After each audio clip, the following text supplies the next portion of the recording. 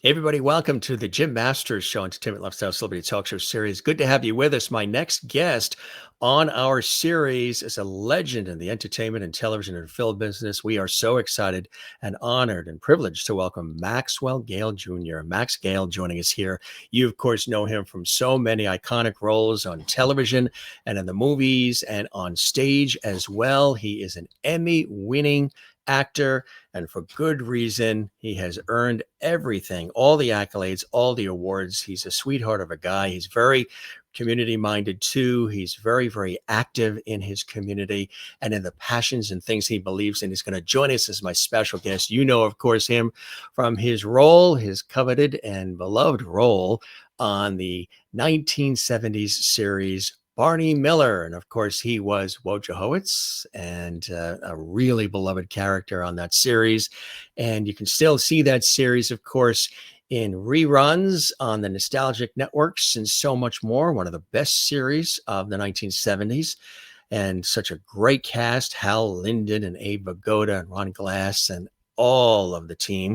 We're going to talk about that and so much more. But of course, you know him not only from being in Barney Miller and that coveted role, but also our very special guest, Max Gail, was in DC Cav in 1983. Yes. And do you remember PBS Whiz Kids as well? And so much more. General Hospital, a lot of GH fans remember his role, his very beautiful role on General Hospital too. We're going to talk about that and some new cool things he's working on. All of this and more coming up right now for you. We encourage you to connect with us, comment below, share some of your Max Gail memories of the TV shows and series and films and more that he's been a part of that you love. But first, let's play our open and we'll get things going here as we welcome Max Gail to the Jim Masters Show. Here we go.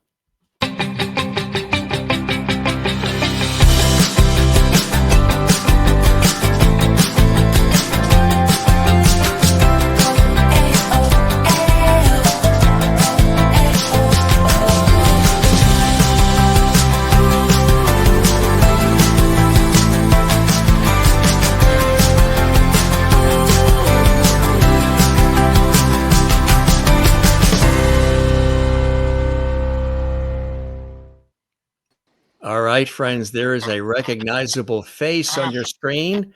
Not just mine, that sweet looking gentleman there, Max Gail joining us. Max, welcome to the Jim Masters Show, my friend. Thank you. That was quite an introduction. You really laid it on pretty good there. But, I appreciate it. I appreciate it. Max, the thing is, that is just the short list of all of your incredible accolades. Truly, you are an icon and a beloved figure, not only in television and film, but you are so involved in passions and things that you believe in, which I think is also a beautiful part of the Maxwell Gail Jr. story, which is really something special. You're a Detroit kid, right? Yes. I grew up in what we call downriver Detroit. So it was a suburb, actually an island in the Detroit River, which is not really a river. It's a strait, runs between the smaller of the Great Lakes. I see I haven't taken care of my shaving cut there, but that's, He just filmed an action scene. He got offset. Yeah. Right, he's playing so anyway, it was downriver was where the foundries, the kind of the industrial part of Detroit. And then I grew up on an island. So you went through two those days, and still very much now, I think, but all black communities of River Rouge and Ecorse, because in those days, if you were black, that was where you could rent, and if you were lucky, own, but nowhere else. And people that had come up from the South during those days, that was the time I graduated from high school in 1961. So I grew up like in the 40s and 50s. Detroit became the kind of industrial capital of the world. Grosse Ile had a Navy base on the south end of the island. Canada was over on the cross in the direction of east. Canada was east of us there. And so there was a couple of farms, and after the two Ecorse and River Rouge were all white, mostly Irish and Polish people that were Wyandotte Chemicals and Detroit Edison and all of that. And then it became farm town, farmland. And so our high school league was the Huron Valley League, and our big rivals was Tecumseh High School. And so I had quite a mix in my life. My dad had a business in Detroit, a couple actually. So I spent time in the city, but also in that spread of Michigan and the Midwest. And as I look back on it, it was a pretty good chance to just get a taste of a lot of the world that was going on. How did growing up in the Midwest at all influence your art and your work? Well, I didn't. My mother had been an actress before she got married. She was like 21, and my dad was 32. They got married like a lot of people right as the war had broken out. They had an unusual thing go on in our family because my mother had, my mother and dad, but she did, all the work, had 4 pregnancies, and 3 of them were twins. So she had the first 5 of us in 3 years, and all 7 of us in 6 years, within a 6 calendar years. So we were, the only people on our street that had 3 sets of twins. But she had been an actress. My dad had been was a musician who ended up booking bands of guys that had been in his band to play the various country clubs and weddings and stuff like that, and some of the hotels and that sort of thing around Detroit. And he had an office supply business so that's what he hustled and fed us. And we grew up around those kind of influences. So so it wasn't like show business was really far away, but it wasn't like we were right. I wasn't growing up like Bo and Jeff Bridges, where their dad was a TV star and stuff like that. But and it was my twin sister and my younger brother who, I think back in those days, people said who might end up with an acting career. It probably wouldn't have been me. I was more into sports and science. You played football, right? Pardon me? Played football? I played football and basketball and track. It was a small high school, but I did play sports, and I liked it. And I ended up going to a small college in Massachusetts where I did play football and 1 season of lacrosse in the spring, and then I started playing rugby there. So I went on and played rugby into my early 30s. You received a Bachelor of Arts degree from Williams College and a Master of Business Administration degree from the University of Michigan, and later you were an instructor for the University Liggett School before becoming an actor? No, the Liggett School came right out of college. Wow. Those were the days. There was the draft.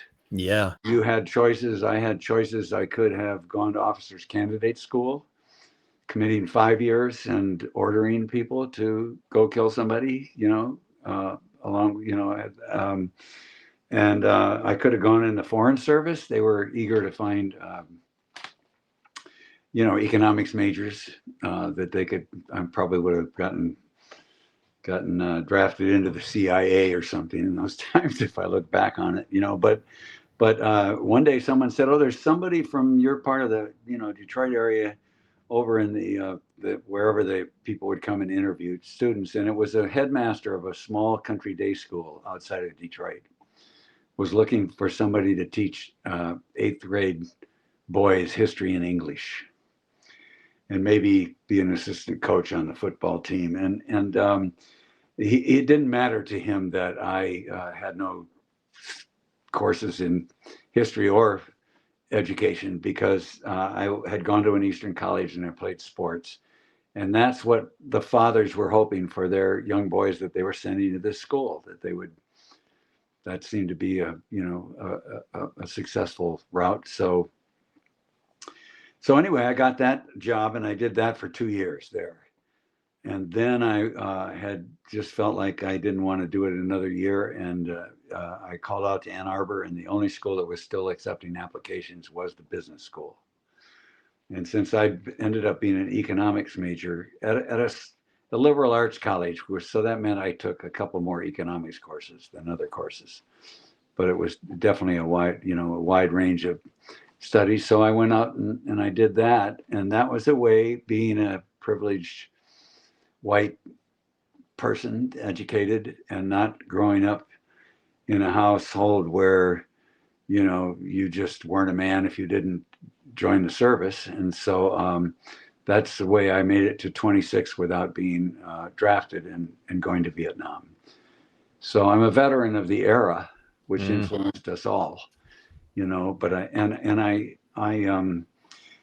in my early 30s, I was up late one night talking to my mother, her dad, my grandfather, my grandpa Jack, who was a wonderful old, Irish grandpa, but he was a World War I psychological casualty. They didn't have the notion of PTSD then, but or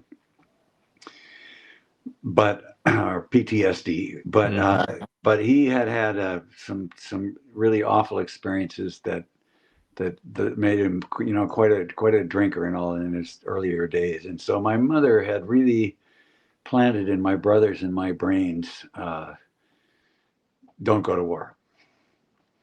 And I didn't realize that until that time. And I don't even remember what it was she said, but the whole picture came clear to me. So I wasn't that clear on whether we should be there or shouldn't be there, or I should serve, I shouldn't. I wasn't that clear. I just had, when choices came up to do something else, I took them, and that's how that went for me. And of course, then I ended up playing a Marine Vietnam vet, during a time where there were a lot of different ways people were portraying vets. Era, they were either they could be like Sylvester Stallone and Rambo, John Voight with his incredible performance in Coming Home, I think was the name of the movie. But a lot of vets were being played as drug addicts and really mentally unstable, and I wasn't. I didn't want to do that. At the same time, for Danny Arnold was a Marine. Danny, for those that don't know, was the creator of Barney Miller. He was when he wrote all of the scripts, or did the final rewrite on all the scripts for the first 4 years or so, until he put himself in the hospital doing that. He was just a brilliant, wonderful, creative guy who just made a total commitment to making a good show, and that really respected the intelligence of the audience. Where sometimes in Los Angeles, people would think, people on the coast would sometimes think of that flyover world as a bunch of people who don't really think that much or anything. So I think people that like Barney Miller, they appreciated. It wasn't the only show like that. There were some great shows on during that time, but Danny had been a Marine, during the Korean War. So over time, as scripts evolved, it kind of dealt with that. We found a way, and the character of Wojo emerged in ways as being not so much the black and white cop, but somebody who maybe thought he should have black and white ideas about the world, but his heart kept telling him something different. And then just final on that sort of thing is that during that time, I had connected with people with the American Indian movement. And I'd been aware of that during my first kind of fluky, but it ended up being a couple of years in San Francisco and a year in New York doing the stage play of One Flew Over the Cuckoo's Nest. That's right, yeah. And playing the part of the chief in that, for those that saw the movie or read the book, or saw some people, the play ended up at a time became the most produced play out there through colleges and stuff like that. It really, that story, was tied into those times. It was like a debut of acting for you back in '70 at the Little Fox Theater in San Francisco, right? Playing that role. Yeah, it was kind of a fluke. I ended up being cast as the understudy, and then the guy playing the part had a kind of creative differences with one of the other actors, and they got into a shoving match, and he was fired, and I got called up to be at the theater at a certain time, but it was, for me, what it was it opened up for me the understanding, there's a part of acting as well as life, but there's a part of it that's mask on, and then there's a part of it that's mask off. You're playing another character. Theater is searching for truth through imagination, I guess, is one of the ways I like to have it talked about. But you're opening up to insight in ways that maybe you don't, cry every night, but in the play you do. That sort of thing, Right. And that was what really drew me, because I did come out of that era, times of, masculinity, and you don't show feelings or cover feelings, and a very sort of a whole perspective on the world, which was very sort of reductionist. The centuries of scientific method, and Very now we're at a stoic. time where we're opening more up to the spiritual nature of things, or the other ways of knowing the universe and all, and a lot of that is that reconnection has evolved through things that in the area of quantum physics, and also Right. the kind of the cosmic, the expansion of our awareness of how big the universe is and how old things are, and all of that. So we are at a time where there is I think a reconnection, in a way, to those kind of two, some might say left brain, right brain, to simplify it, ways of understanding the world and ourselves and our role in it, and as part of life. So at the same time, we're seeing a lot of conflict shape up around those same, people seeing what's going on as spiritual warfare, which they interpret as my religion against other religions or other ways of looking at the world. And so we're kind of caught with that awakening of heart, and at the same time, drawing lines in the sand with each other. You mentioned some of the folks too that have influenced you along the way, and this very talented person did for you early on, Buffy St. Marie, huh? Yes, well, what happened was, I knew of Buffy because she was a part of, there was a time when folk music, you had the tradition of folk music as real social justice music, and then you had the kind of popularity of the new Christy minstrels and the Limelighters and people like that, and then something emerged out of it with the other things that were going on with civil rights and the Vietnam War and stuff, and so Bob Dylan and Joan Baez. And there were many others, of course, but and Buffy emerged from that. And when that dust sort of began to settle, Buffy, because her message was pretty straight on, and so she didn't make the transition so much. But by the time I met her, she was on Sesame Street. She had gotten married, had her first child, and she was on Sesame Street. And I had started writing songs. I could always turn to putting things in rhyme at Christmas time or something, to say something to my folks. And I grew up around music and song, and I got good enough at the piano. I could play piano bar gigs that good piano players didn't like. And I had a rock and roll kind of band to play mixers and stuff in college. And so I had that going on. But I had started to process a lot of my own inner growth, kind of moving on from the church that I grew up in and turning to science and Carl Jung and but the music carried me on, and my girlfriend at the time was working with Buffy and friends, and Buffy invited me to open for her on a tour she was trying to put together to Australia, and it didn't work out. But through her, I met these other people I was aware of. When I was in San Francisco, there was an occupation of Alcatraz, which has been on the lips of our president lately, but at that time it had been closed as a prison. And a bunch of natives had gone over and occupied it because there is a treaty that says that when the federal government abandons lands, why it goes back to the Native American people. They weren't able to make that stick there. They were a bit later, a little more than a year later, almost 2 years, out in near Sacramento in Davis, California, with a Navy base that was closed. And while there was lots of talk about making it a primate center for the University of California or something, a group of Indians climbed over the fence and put up their teepees, and they took it to the courts, and the courts said that's right. This should be go back to Native people, and so it is still a university, Chicano Native American University,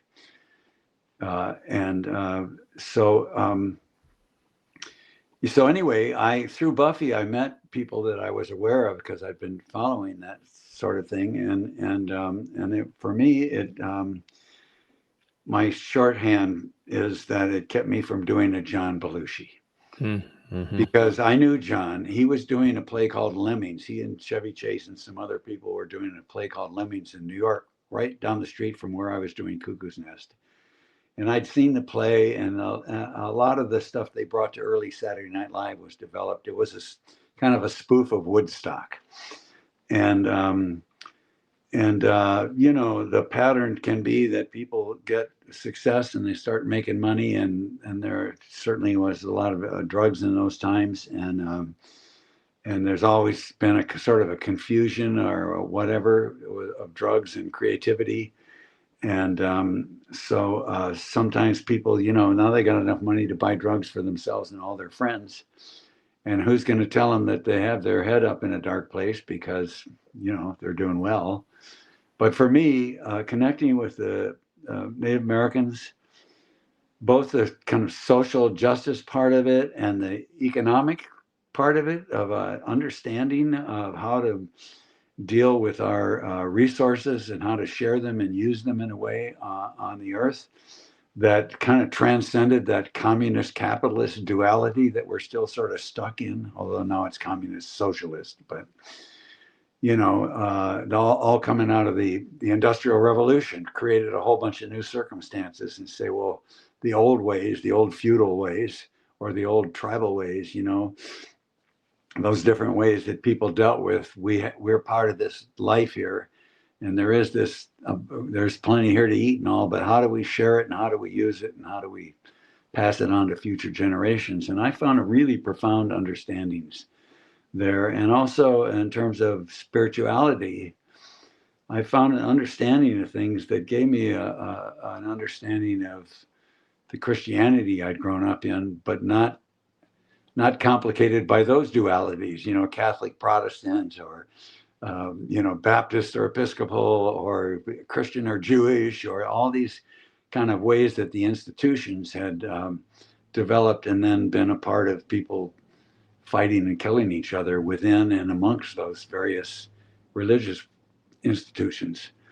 And so both of those things. And then in addition to that, I met a lot of Native people who had every reason to be angry and resentful about what had happened here to them, because the record of Christianity and of an American record here, it was a Holocaust, and we've made improvements all the way around. I think many of which are kind of in jeopardy or sliding backwards these days, but in spite of that, Native American people have the highest percentage of people who go into the armed services, mm-hmm. of any ethnic group.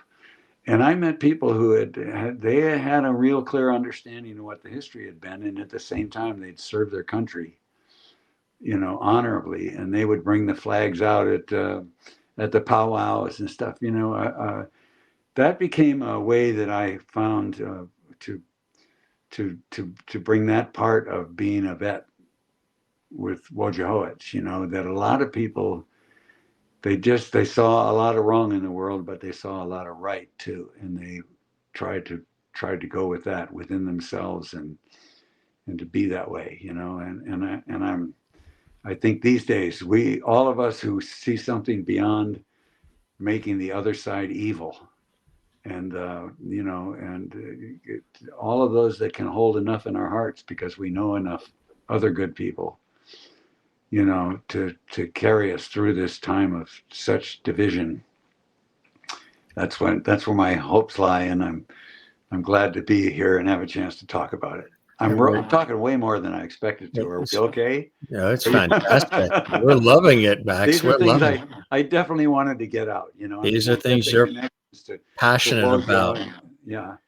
Right. And that's interesting that, like you make that connection to the character on Barney Miller in that way, which takes that level of the character even deeper. Somebody else, too, that's been important to you, Floyd Red Crow Westerman. Yes. Yes. Tell us about that. So I met Floyd up at a recording studio here with Buffy, the tour she was looking to put together. Floyd, I sometimes could describe him as a Woody Guthrie of the American Indian movement, in the sense that he was a wonderful singer and songwriter who could have had a really good country career. He could have been the Indian Charlie Pride, maybe. He had a kind of a Johnny Cash voice and stuff, but where he took his talent was to write songs and sing songs about how Native people felt about all that had happened to them and all that was going on. And he teamed up with another boarding school friend of his, because Floyd, like many of the other people, had been put in boarding schools, pulled out of their homes and put into schools that the slogan was save the man and kill the Indian and save the man. But basically it was really awful experiences for people, but they survived them. And his friend Vine Deloria was a writer. Vine's dad was a full-blooded Lakota, but an Episcopal bishop. His mother was white. Vine wrote a number of books. He was a lawyer, but he also a writer with very provocative titles. And one of those books was called Custer Died for Your Sins, kind of turning that around. And it took a look at Western institutions like missionaries and anthropologists, and how they looked from the standpoint of indigenous people who had been, here on the earth with all the intelligence we've had as human beings, going way back before any of recorded history or anything. We've been as smart as we are and as insightful, and understood creation and had our relationships with Creator, and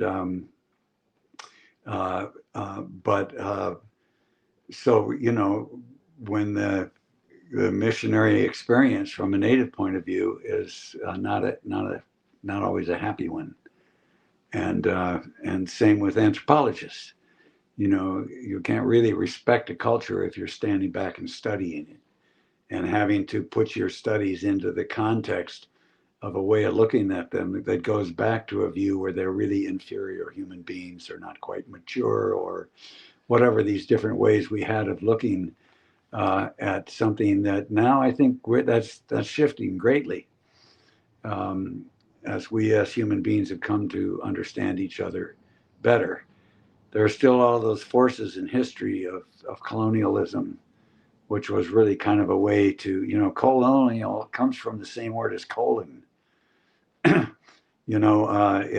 was a way to take these new lands and extract from them and dominate them in ways that we're still in the midst of that 5 or 4 or 300-year history, and working our way through it.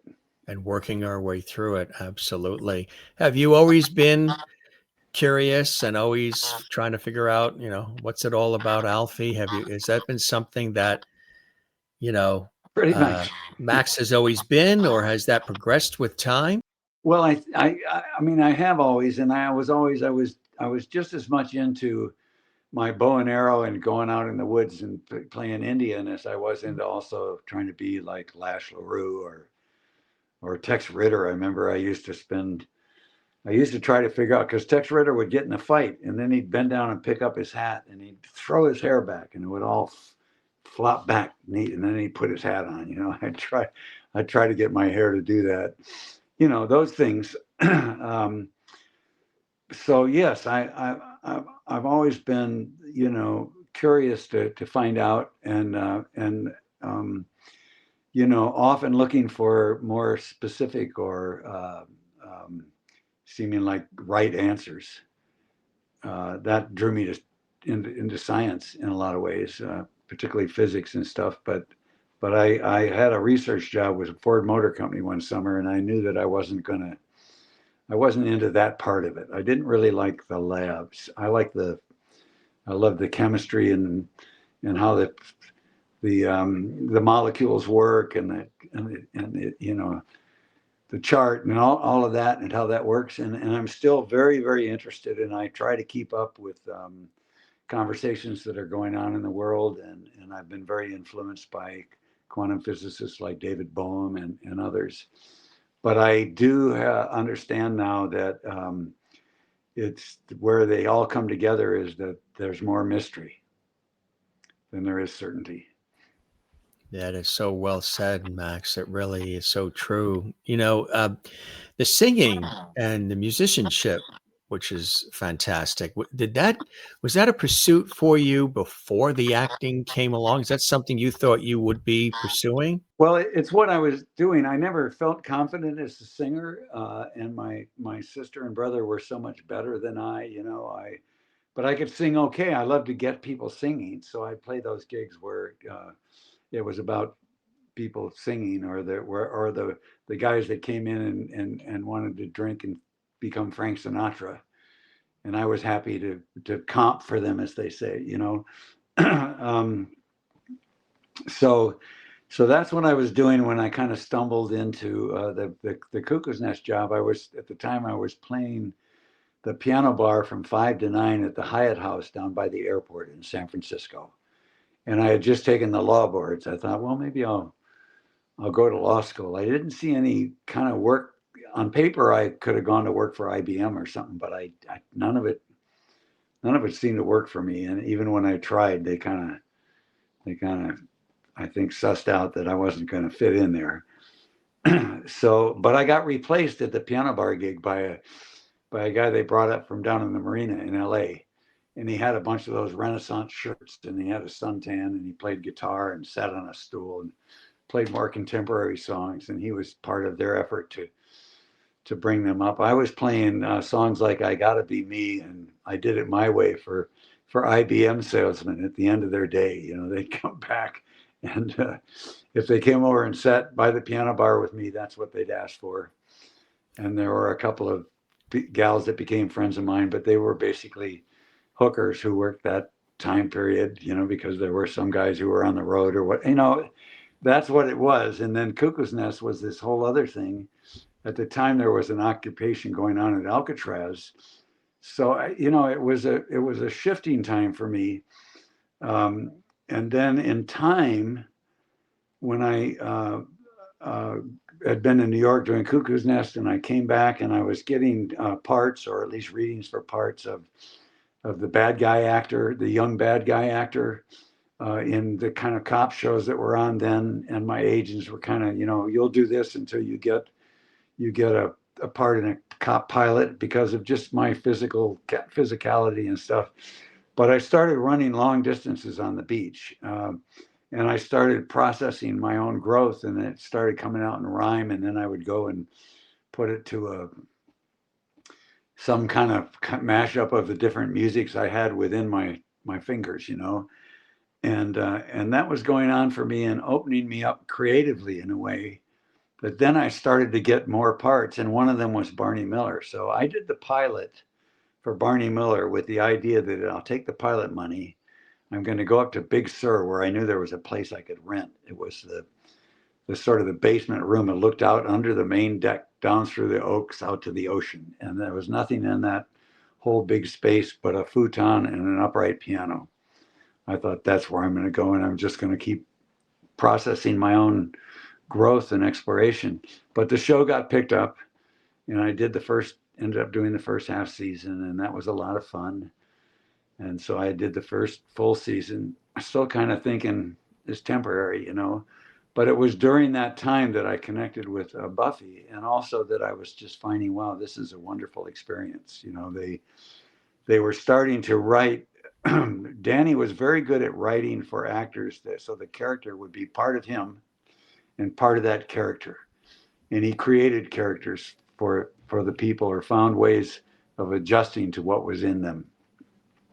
So, for example, one of the early storylines was Wojo arrests a guy in the park because he's got a flag sewn on his butt. And the idea was for Wojo to be really, really pissed off. This guy had a flag on his butt, and it turns out the guy is actually kind of does good things. It was not against the law to have a flag on your butt. It was not against the law to burn the flag. That had been decided by the Supreme Court, rightly, I think, because if you are forced to respect the flag, anyway, that's an issue that still is out there, but the law is you can do that. But my take was with this understanding, that underneath anger is hurt, and underneath hurt is an unmet need. So when people are angry, they're hurt about something, and underneath that hurt. Now, it's hard to remember that if that angry person wants to punch you in the face or something, or is saying awful things about you or your mother, but I just went that way, that Wojo, he wasn't connected to his hurt, but he knew he had people who had passed away. I made up my own mind that he'd been like a medic, so I mean, but he wanted to be angry. He thought he should be angry, but underneath it, that hurt, that emotional pain, came through, and then they would start to write more like that. I would do something different with it, and then they would write it more like that. Danny would, and I think he came up with wonderful characters of Levitt and Dietrich, to be great characters for those actors, and not only what they could play, but like what they had in their hearts and in their minds. Did you have any input, you and the others, into the characters? Like, for example, were you able to say, I think that Wojo would answer it this way, or Wojo would handle it this way? Was there any of that input allowed in the script? It wasn't about allowed. I'll share a story with you that really gets to the heart of that. But it wasn't so much that it wasn't allowed. There were times when we would come up with things, improv, in the exploration, in rehearsal, or something, and we might come up with our own line. But when Danny heard it, he would usually, take a long walk down to the dark, unused part of the soundstage, and then he'd come back kind of giggling, and he'd come back and he'd have a line that was just so much better, that dealt with all the different aspects that were being, brought up by this situation. So it was more working together to make it work. Out of that came those understandings. But there was a time when I keep getting distracted by my. There was a time when they did a script that involved Ron Glass with a character, Harris, who shows up on a crime scene, and even though he's got his badge or whatever, he gets shot at because another cop assumes he's a perpetrator because he's black, and he's really PO'd about it. And he comes into the squad room, and he's really upset, and then he leaves. And so the structure of the show is he's gone for most of the time. And, while other storylines go on and stuff, anybody heard from Harris? We're concerned about him. And when he gets back, the scene is he comes in and he's kind of like, I'm sorry, guys. And let me say that in those days where you had the black exploitation movies, there was a lot of different aspects of the whole thing, from old time sort of racist tropes, your drug dealers, and that, the women are black parts for black women are prostitutes and that. But there also was a lot of ways of dealing, and we had a lot of movement going on socially in different ways of dealing with that. Ron never wanted to wave that flag. He didn't back off. He was very clear on what had gone on in his life and what went on in the world and stuff. But he wanted to rise above it with his art and his talent. And he didn't want to take cheap shots. But in this case, he came in and he said, "What am I apologizing for?" And for Danny and Hal, and I would say, maybe Abe in a way, people who were more connected to a time coming out of World War II, where even though there was all that racism there, Jack Sue had been put into the concentration camps of Japanese people, and then he served in Japan along with a lot of other Japanese people who were their own unit in Japan, and a lot of the black people who served, they served in they weren't, there were a bunch that finally became really good fighter pilots, the Tuskegee Airmen. But so there was a whole lot, but at the same time, people came out of it and got over a lot of stuff. So there was that kind of what was the Vegas group with, Sinatra and the Rat Pack? The Rat Pack, and there, I mean, if you see on YouTube things now where Sammy Davis Jr. is on with Dean Martin and Frank Sinatra, and they're kind of joking around, but it's kind of embarrassing because at the time, just having him on the TV show, just being socially connected, that was a step in that direction, So I think there was a generational kind of thing, but there was also a carrying that Ron and there were those of us who were maybe a generation or half a generation, whatever, we got it. Excuse me, I'm so sorry. And we get you choked up just talking about it. No, I'm just got something caught in my throat, in my chest. I'm not choked up about it, but I guess I could use that. But I mean, we stopped. We were at that time. We were shooting late in the night. You get into golden time. It's very expensive. The crew goes on overtime and double overtime, and But Danny always wanted it. We stayed and tried to make the best show we could. But in this case, we just stopped and sat down and talked it through until we got an understanding. And then Danny wrote out what we would play and how we dealt with it, and that's what we did. So it wasn't so much about being. It's like people, did they make you wear that wig? No, they didn't say one thing one way or another. It's just my hair was getting so thin that covering up with shoe polish, with black hair stuff, and then it was like, okay, if I get a real piece, I mean, if I get one of these sort of hairy bathing caps, then I can just let my hair grow in it, and then I can, cover it up, and that's going into the character of Wojo. I didn't pay much attention to it. Sometimes I look at an episode now because Sue Walsh created this fan page, and in those days we were shooting on Thursday nights when the show aired, and I didn't have a TV. So anyway, sometimes I'll look at it and say, if I'd seen that, I would have adjusted it a little better. How did the opportunity come your way to even be a part of the ensemble of Barney Miller? Well, I had, when I was doing Cuckoo's Nest, I did get a couple of movie parts because there was an agent in town here who would cast, when they would shoot a film. Like my first part was in Dirty Harry. So they're shooting Dirty Harry up here, and most of the major parts, they're bringing actors up. Some of the smaller parts, they might cast somebody from American Conservatory Theater or something like that.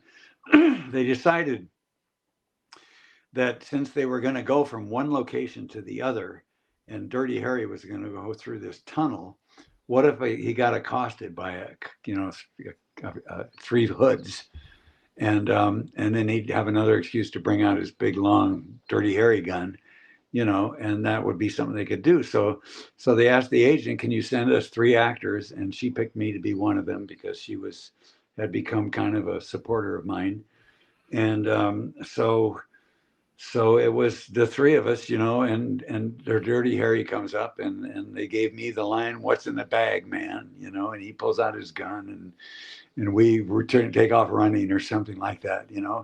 And then I got a part in a film that was the second Mr. Tibbs movie with Sidney Poitier. His first one, that they call me Mr. Tibbs. He played a black cop, and this movie was called The Organization, and it was about crime in San Francisco, organized crime, and they had cast a bunch of wonderful young New York actors, Raul Julia and Ron O'Neill and Jose Perez, and anyway, I had a part in it. It was supposed to be a big chase that would rival the French Connection chase and the bullet chase in San Francisco, because the director, anyway, they ran behind on money right away, and they scratched all of that out. So we had about a 2-block chase, and then Sidney Poitier arrested me. But so I had that going on, and the guy who directed that asked me to come down and be play a bad guy in a pilot he was shooting at the show Cannon. So I had a few things that were saying I could follow this path. And that's what I did. So I went down, I got involved with the Actors Studio. My friend Robert Walden, who came into the Cuckoo's Nest for a time, and he was the youngest actor ever brought into the Actors Studio. So I got much more a connection with that mask off part. I kind of found my tribe of people who had this other dimension to them, Mm-hmm. and what it was, the theater going way back, and the Jack Nicholson said in our interview once, I remember, he said, "You can say what you want, but I'm still a public servant." When you understand it in a certain way, then it becomes something it is something noble to pursue, that has values and has something in it. And that's storytelling. That's what our religions are all based on, stories. You can think of them as true stories or untrue or meaningful. Myth is another way of finding truth and finding a way to those different dimensions I was talking about earlier, bringing them together.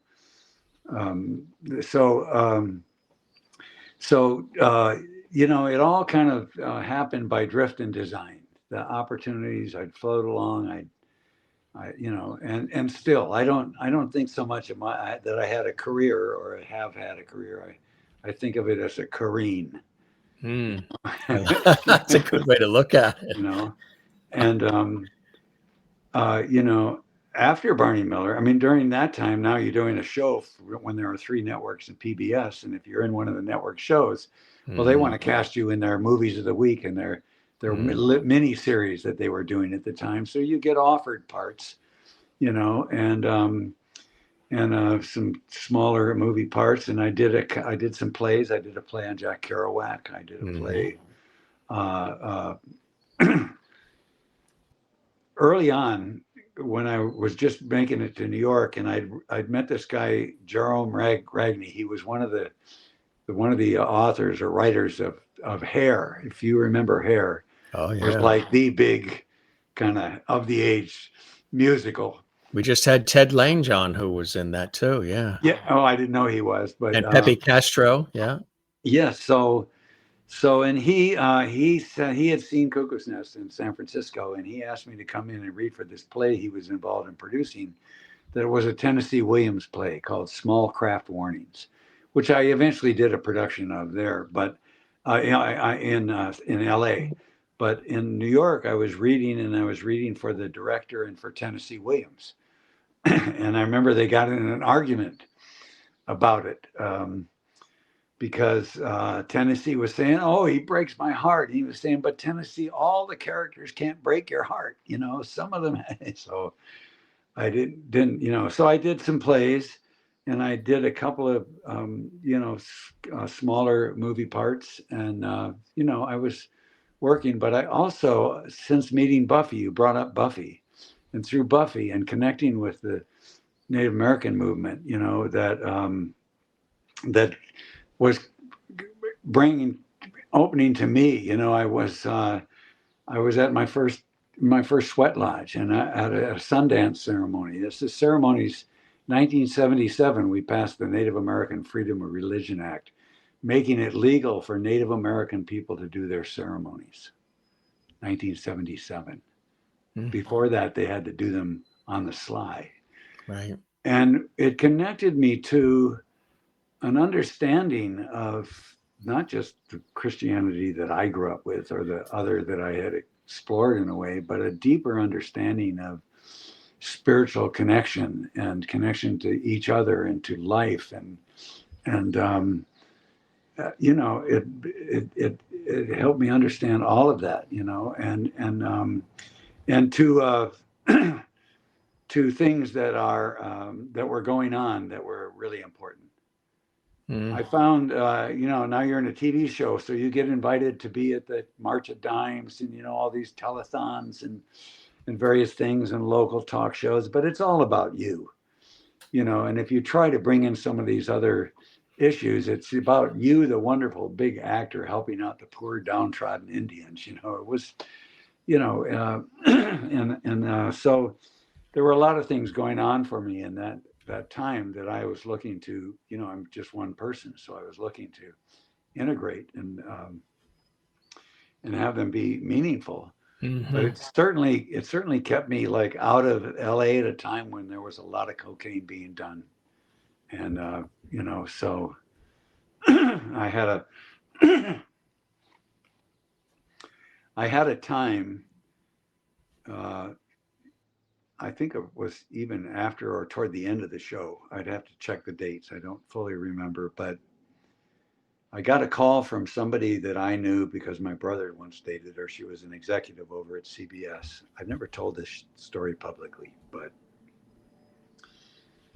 and she called and said, John, and it wasn't like we had a lot of interaction, but she said John would spend time with her when he was in town. He asked me to call you and tell you he's coming in for a Police concert, and he's got 2 backstage passes for you if you want to join him.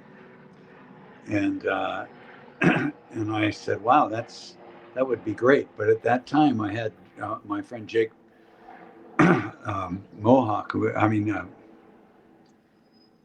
Jake Swamp, who was a Mohawk, and I'd spent time with on their reservation when there was a lot of stuff going on around state police and the traditional Mohawk people and stuff, and very strong spiritual guy. And he was visiting, and we were having a ceremony. I said, I can't do that, but we are having a sweat on Sunday morning if you want to come out.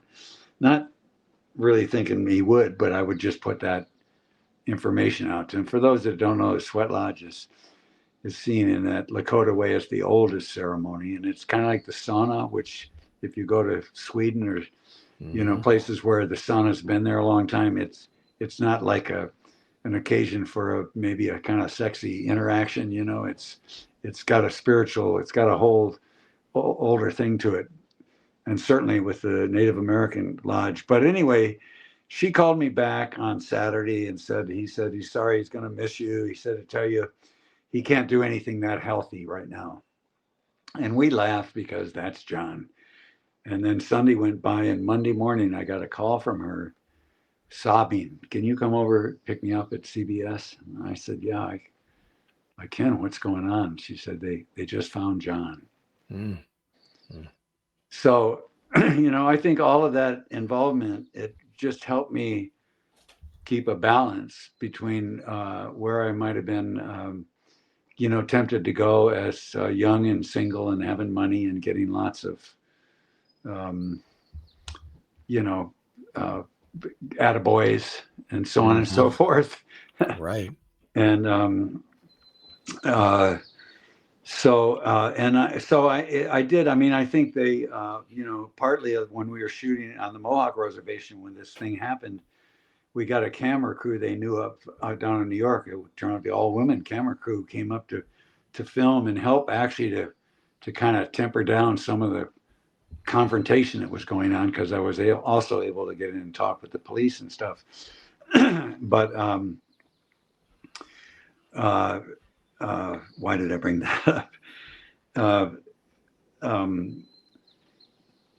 I'm sorry, I lost my point. I'm having such a good time just remembering. Yeah, just good. So it's like taking it down memory lane a little bit. Yeah. But, in If relation, I think of it again, I'll come back to that, because it was a point I wanted to make. But like Regis Philbin used to say, "Do you want to phone a friend?" Yes, yes. You've been in some epic movies too. This one, DC Cab in 1983. Yeah, that was interesting. I met Joel, went in to read for it or meet with Joel Schumacher, who at that point he had done a film called A Car Wash. It was a big hit. It was a low budget kind of extended music video. Before that, he'd been Woody Allen's wardrobe guy. And he went on to direct one of the Batmans and directed a great film with Michael Douglas and have quite a career as a director. But in this case, they hired him to direct a film that originally it was written by a black couple, Topper and Alice Carew, called Capital Cab, about an actual black cab company in Washington, D.C. that was still there. But when Universal got a hold of it, they wanted to expand it out to a more range. And so it was what it was, which was a somewhat adolescent romp about this cab company that had all these characters. And I talked to Joel and I said, I think that if we stayed with the humor, but look underneath what's being brought up by these different things that we're bringing up, whether it's whatever it is, the Japanese guy in the car. At that time, a lot was going on with Japan's going to take over America.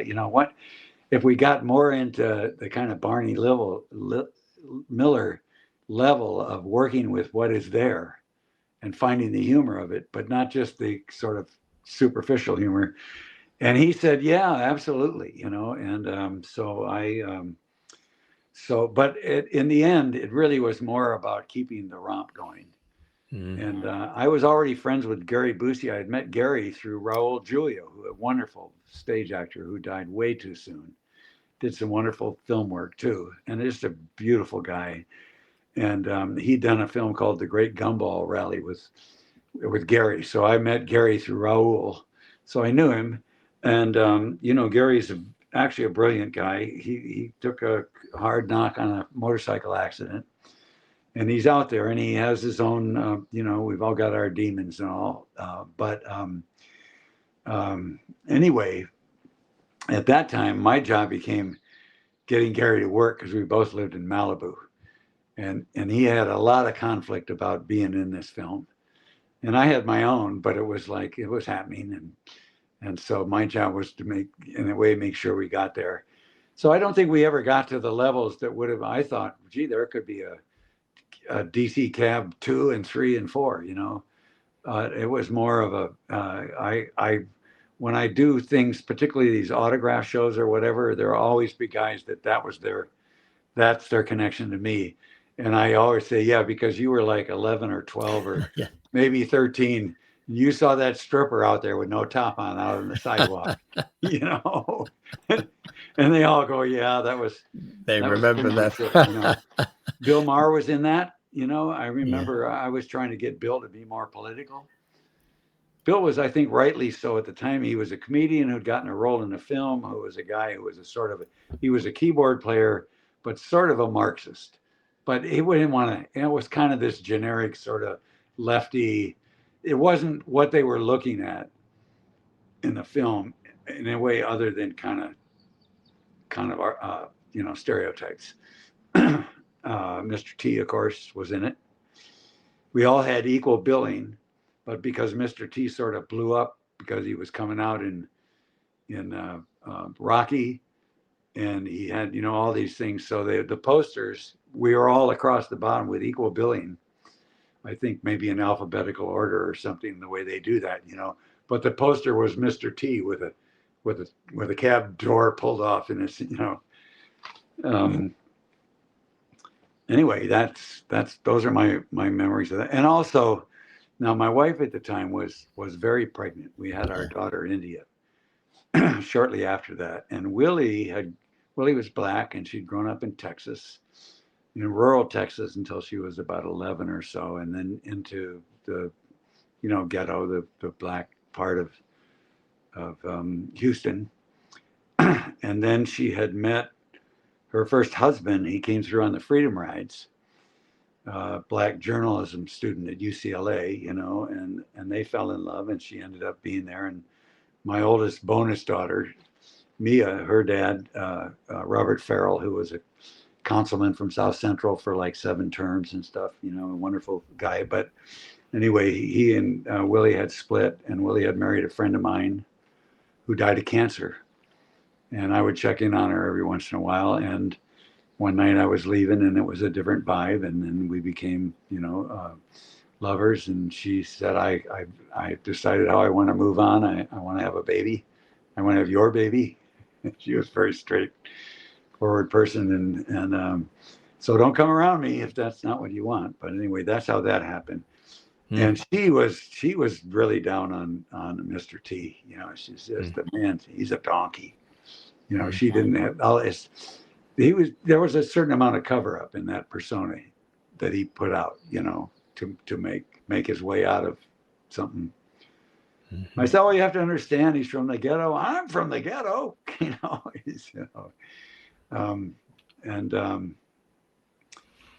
Willie, and we had our daughter India, and I ended up doing a show called Whiz Kids. And one of the things I did learn was that I didn't know how the things worked in a single camera show.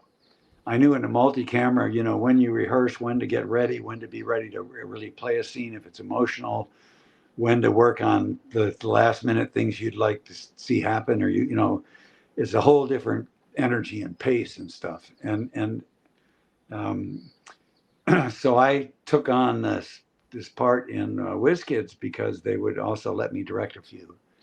And they didn't like it. They didn't like giving that up, but actors could ask for it. And then after that, I did, and we can talk about Whiz Kids, very interesting show, young people, very smart, gifted actors, Matthew Laverteau, brilliant, autistic, but he had been adopted, and his mother had just spent a huge amount of time and kind of, worked him through that. He was also ambidextrous. He could throw a football or a baseball, just as far with his left hand as his right hand. And it was a wonderful show. Phil DeGuerre wrote it. He had a show, Simon and Simon, on that was popular at the time. Mm-hmm. He was into what was the internet at that point.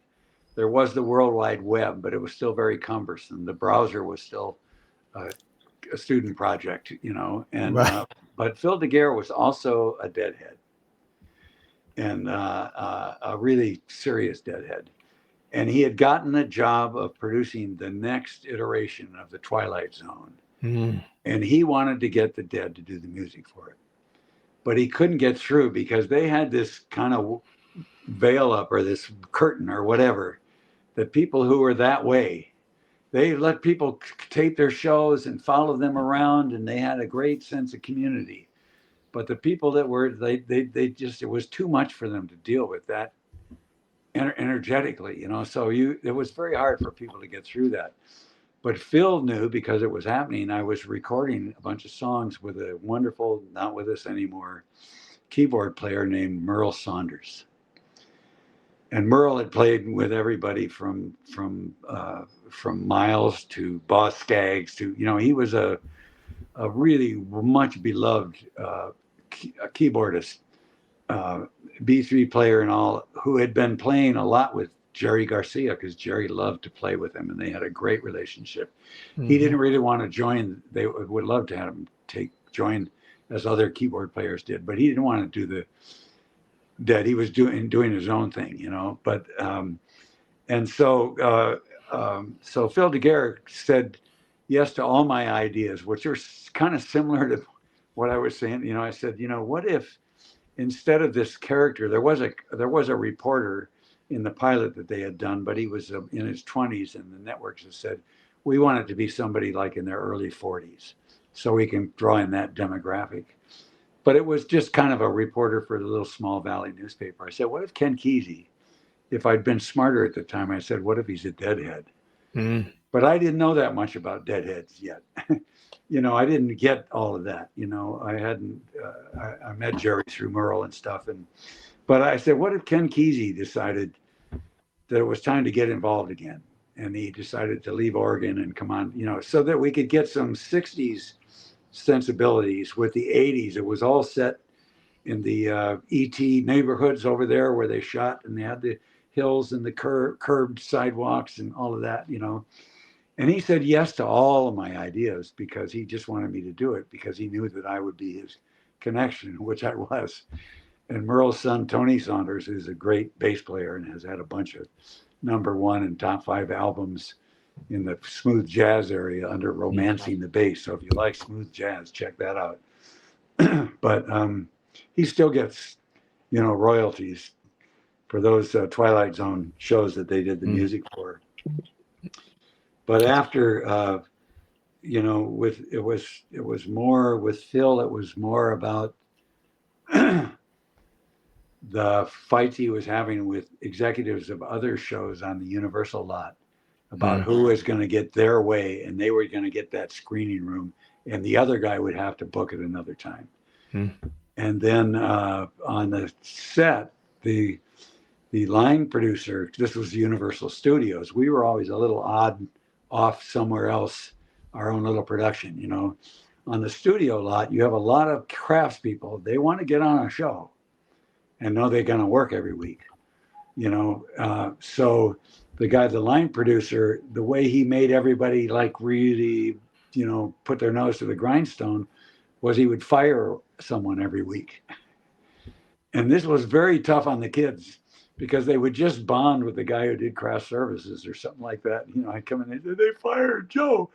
And so I would go to the line producer, you know, and kind of, you know, make my case. But in his mind, it was like some of these actors, they just don't know, you know, they don't know how to stick to their lane. And he would placate me or bullshit me or something like that, you know. But there were a lot of things about it that when I had the chance to do the Babe, this one-man play on Babe Ruth on Broadway, a theater. Yes. But the idea was we were going to tape it for one of the new, you know, what was it? I mean, the first big cable show when there were enough people out in the valley getting cable because their connection wasn't good. There were enough people. There was an audience to write. So I'm just forgetting that because I forget names now.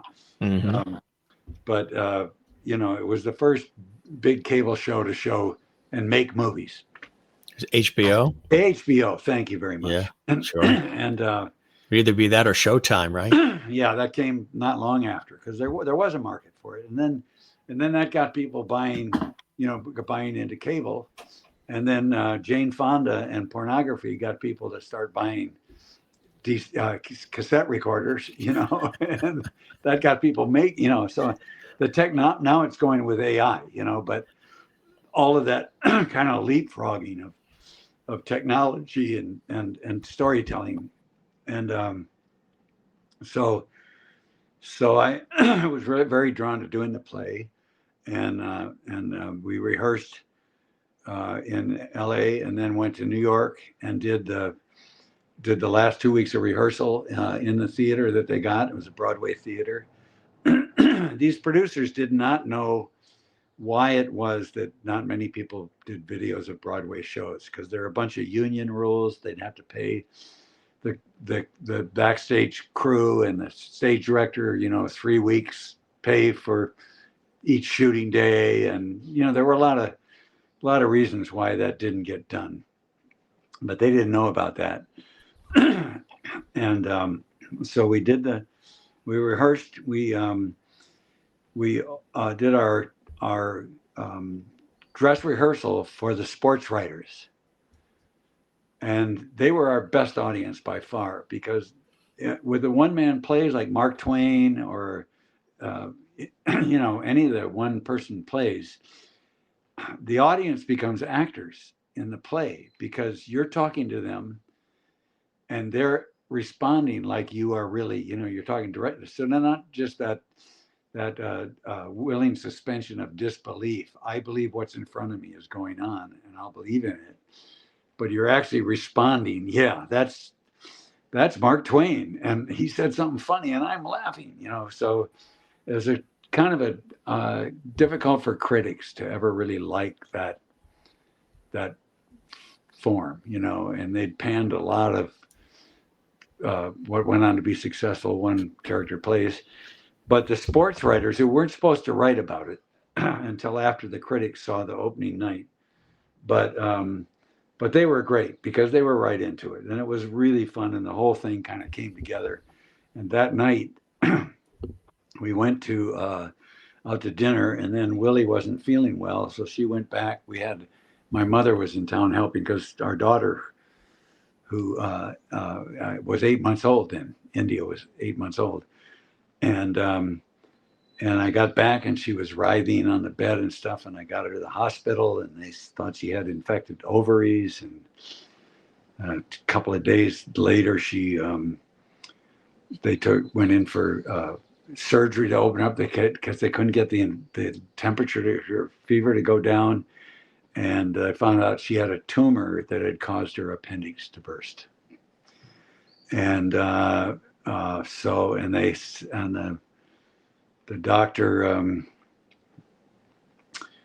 doctor that I saw the next morning, I got back after I was there with her in the prime care.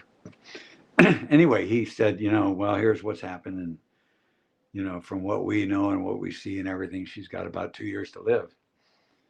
And and then I told her, I says, I need to quit the play. And she said, oh, please don't do that. I would feel really bad if you did that. So I did that. And then I'd spend the day I couldn't take my daughter into the hospital, because you couldn't take in children that young in the hospital for health reasons. And that's what we did. And we taped it. And, and then we went on with our lives, which we thought our attitude was, we're going to lick this. And we went to finish doing the kind of final mixes on those recordings that we did and stuff. And in time, it became kind of clear that things maybe weren't going to go our way. And all that was put on the back burner. And they didn't go our way.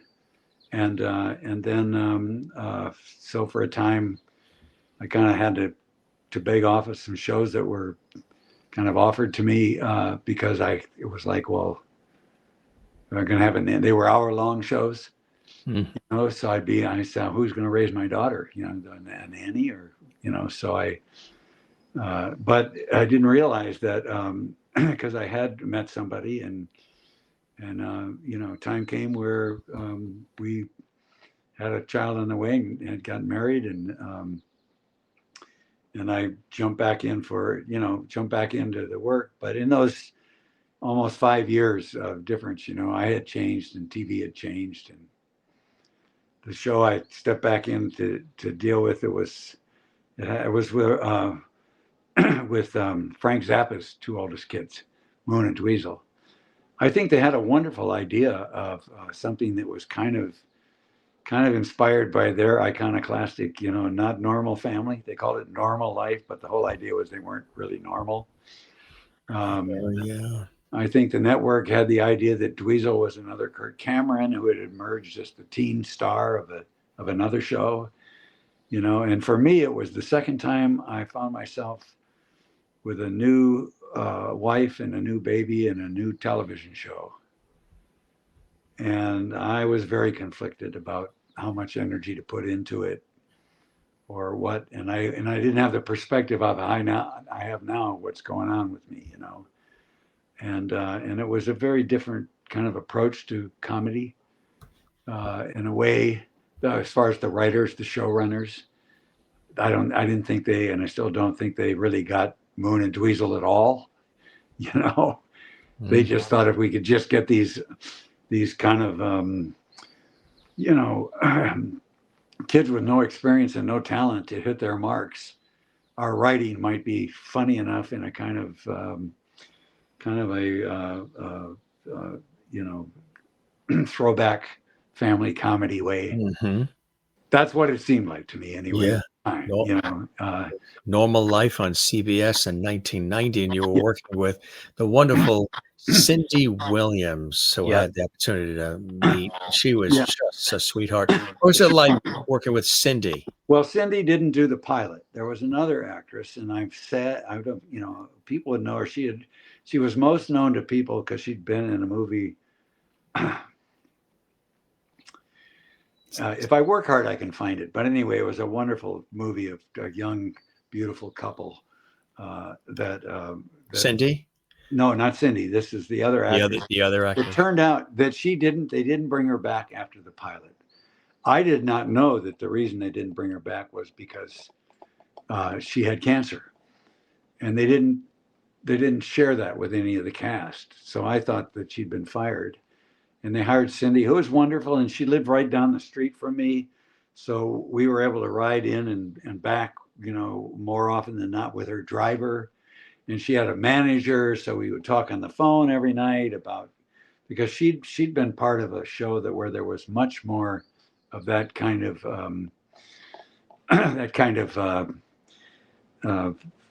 let's say back and forth battling with the writers and the people in the cast and stuff. There was much more, like when you say, were you allowed to say things and stuff, Laverne and Shirley. Yeah, Laverne and Shirley. There was a lot that went on that spin-off and the show it spun off with, and so but Cindy was a really wonderful person and hugely talented, and I think that if I'd had a different perspective, I might have been able to just address some of those issues. Frank also had cancer at that time, and I kind of felt like in the times I'd spend that time with the family and stuff, and I felt like maybe I'm sort of a bad omen because my wife had cancer and she died. I didn't know how to talk about the things or even understand things that were going on for me. So I was probably certainly more of a problem with that show than I thought I was at the time. To be real about it. What was your way of being able to cope with such a profound loss for you, which many people go through? Well, I had my daughter India, who by then was, when her mom died, she was, almost 3. And so I couldn't really mope about it. And I had her mom's way of, moving on and not being a mope herself. So I had that and just being with it, and I did pretty much the best that I could.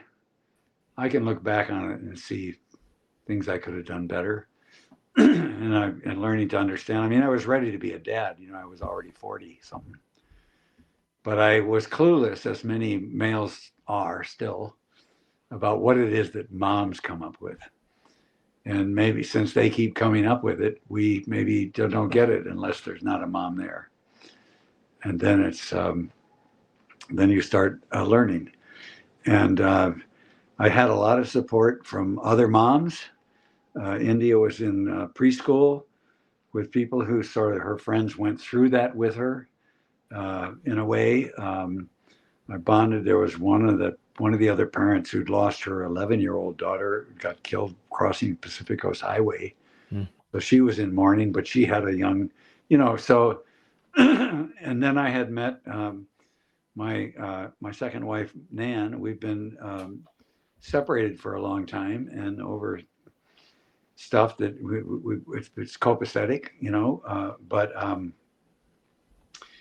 but she was, for one thing, she was also black. I had a lot that had been going on for me. It was now that I've got a black daughter, because in our world, even though we know people are mixed, but still, if you're a little bit black, that came out of the Civil War. After the Civil War, there were all these people who were offspring of white people. So if they were citizens, then they should have an inheritance. So they said, no, if you have a drop of black blood, you're black. You don't get any of that. And that's pretty much how we look at it. And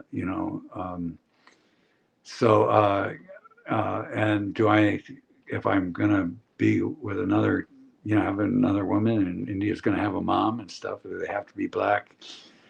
Fortunately, I had spent some time with a wonderful, wonderful person, Bonnie Raitt, and with Bonnie and her connection with people in the blues and all of that, I did learn that, no, I don't have to do that.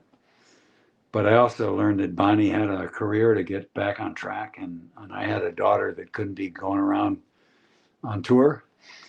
She needed to be settled into a community and stuff, so time came where I met Nan, and we had Maxwell, and I did this show, but at the end of the Whiz Kids, I kind of felt like, wow, I changed, and TV has changed, and I think, it wasn't like I always wanted to be in TV or an actor. What is there to do? And around that time, because I had been somewhat turned on what was going on with Whiz Kids, and then I got what was going on, with the web was starting to show up. It was still a college project, but I saw, wow, there was a lot of excitement then that this is a chance for humanity to have a better conversation with ourselves as a species, instead of arguing with each other and not trusting each other, and we can get to know each other. There was not much video then and stuff, and there was just a lot of hopefulness around that, which of course has proved to not be so, because along with social media came, people are more inclined to get into arguments with each other than to get along with each other.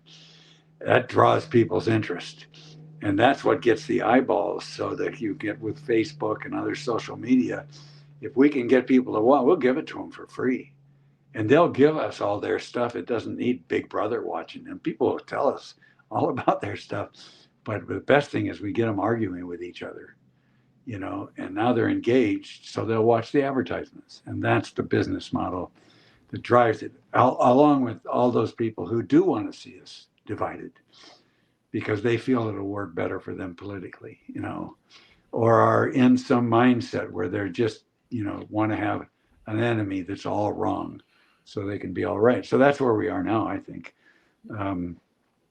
But back then I thought, wow, this could be great. And I envisioned a kind of a place-based TV show that was like a Barney Miller or, Cheers or whatever, set in a place. But it was a kind of place that didn't exist. It would be a local access place, a place where people could go and get access to the computers, because most people didn't have the disposable income to buy a computer, whether they were in the inner city or on the Pine Ridge Reservation or in rural areas, and the bandwidth wasn't there. But I thought, this is where I learned being ahead of your time is not that different from being wrong. But I had this vision. I didn't realize that I was not the kind of person who was going to be able to get the networks to, at that time, they didn't even know what the internet was, And then they bought a bunch of of search engines that were about to be made obsolete because Google had come along with a different way. Because it was very easy for those Alta Vista and those other search engines for people to game them. They just have to put sex in the background, but make the font the same color as the background, so nobody saw it, but the computers picked it up. And if it said sex, a lot of people were looking for sex online, so they would go to that site. I mean, it was very easy to game, and Google had this other way. Now they're about to be replaced by AI, or trying to deal with it. All of that's going on. But just to let the viewers know, that really is Max, and this is Jim, and we're not AI right now, in yes, case you were wondering. yes, quite amazing. I mean, it's just something that's It, happening, and it is, right?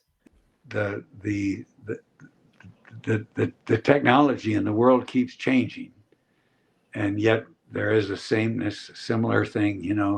If you connect into Indian, like the dots, not feathers, East Indian, or India, the country we call India, and those spiritual ways that go way back, where they also honor the bodhisattvas, or they honor. So it's not like Jesus didn't exist or didn't have, but the history goes way back further, and kind of says this kind of crap has always been going on and always will be going on this plane. So very, very true. Yeah. I think, we need to accept that. And at the same time, there are times where you have to speak up. You have to, and if it's a bunch of people lifting a car off a mother who's underneath the car, they don't stop to ask what party are you in. No, And just if help. somebody's beating a child in front of you, you have to advocate for that child. You got to help. Right. Exactly. But at the same time, we got these other emergent C's, So many of them, right? of collaboration, to play on that world of what is emerging. So I welcome this chance to talk about these things, and I've kind of made a point. Because sometimes we get to talking about all the Barney Miller stuff or the General Hospital stuff, and never get to those things that I've wanted to say about what it is with Native American people. Very passionate. And that understanding, that is a part of who we are. Our Really. whole balance of powers that way is very much was based on the Iroquois Confederacy, which was a way of doing things amongst these, 6 nations. It was 5, and then whether 6 came in, under the Great Tree of Peace, a proposal for how to get along instead of be fighting each other all the time. It didn't stop them fighting others out further and stuff. It didn't make everybody get along all the time, but it was a way, and it was a way that had these different kind of, what for us is the executive and the judicial and the Congress, and there were differences. The women, instead of not being able to vote or be citizens, the women, there was the clan mothers who would, if somebody died in office or wanted to leave, they would be the ones that would decide amongst themselves who to nominate, and then that would be presented to the tribe, and if they said okay, then it would be presented to the rest of the Confederacy. So there was buy-in of who's coming in to be a part of these deliberations and debates and dialogues we're having, but and they could, if that person was abusing their role, they could never play that role or retain that role if they killed someone or molested a child. That was part of the rules. But other than that, there was the clan mothers who could say, if this guy's making more trouble than he's solving, they could take him out. They could take his crown, his thorns, because there were thorns in the particular headdress of office that was part of playing that role and would be worn when playing that role. So there's a whole lot of wisdom there amongst indigenous people who have been through that Holocaust of kind of global colonization. But at the same time, now we have multiple generations down the road of people who have been born in these lands, and so I think it seems like a hopeless situation. I have a son who feels it's hopeless. He deals with the reality of being a black man in the world and in America. And you know, I've learned at the time when my children came, I was like, this is all the family of man coming back together. We're moving in a really good direction. We're getting past all these great difficulties. I didn't see that you know, not necessarily so. There are a lot of people who felt abused or pushed out or overridden by other, you know, and in many ways the left has moved. It's all moved to the right, and all moved to incredibly to income being way at the top. I mean, so much to go back to when I was a kid and Eisenhower was elected. Eisenhower would be a Bernie Sanders today in terms of the things that he supported, and the disparity between the people who ran, you know, Ford Motor Company and stuff, and the people who worked on the line was, you know, a ninefold rather than many thousands fold. So we're in a different world, and there are people influencing the dialogue, and I believe it's these kind of conversations that are happening, you know, that you're doing. You know, you've been a part of trying to have good, honest conversations in your whole career, but I believe this where, and I'll say this, and then let you go to the next question. But one of the things I'm involved with is there are a lot of different efforts for people to circle up. There's something when we get in a circle as opposed to facing somebody up there up front in the power position. There's something in that. We share, you know, you can measure our brain waves out to 15 or 20 feet, you know, the electrical stuff that's going on, and our heart waves. So, you know, our thoughts aren't just inside our skulls.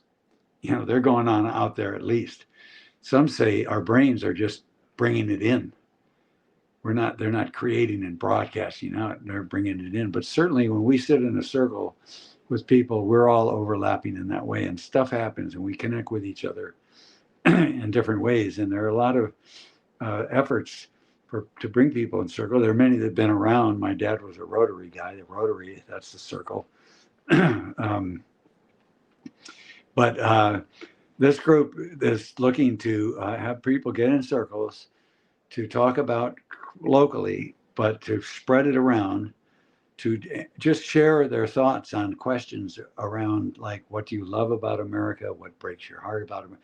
We decided to not say America because for a lot of people, America, and here we mean the U.S., but a lot of people are part of America that's not the U.S., you know what I mean? So there's that, you know, working out the language of it, but still the idea of people circling and sharing. And for me, with all that I got involved with the local access places, it also involved spending time with community police on a federal and state and local level, and the labor department stuff, and, you know, all kinds of things that had their national and state and local and community levels of being, and that often when people would come together, they didn't really have a way. They might get in a circle and go around and sort of check in, they'd say, and everybody would give their sort of institutional name, rank, and serial number. You know, I'm the vice president of this, something. But they were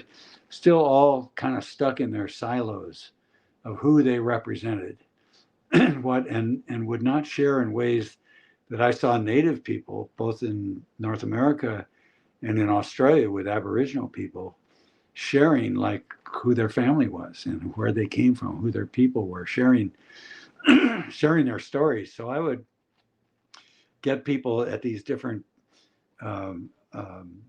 gatherings, you know, to circle up and get beyond that and share their stories.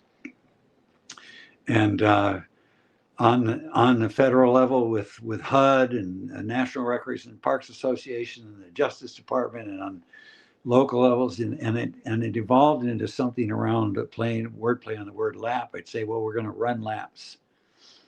We're going to run laps together. So, like, when you run laps with somebody, you know, everybody has to run the lap.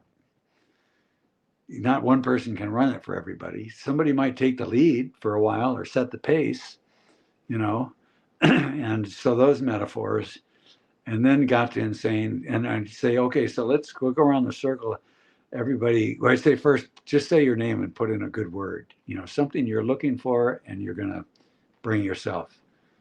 And it could be love, it could be peace, it could be openness, it could be, and it can, you can use the same word or another word just to get everybody speaking. Mm. Because sometimes what happens is the people in extrovert mode, they can't process unless they're talking out loud, Right. And the people in introvert mode, they say, I want to hear a little more before. Right.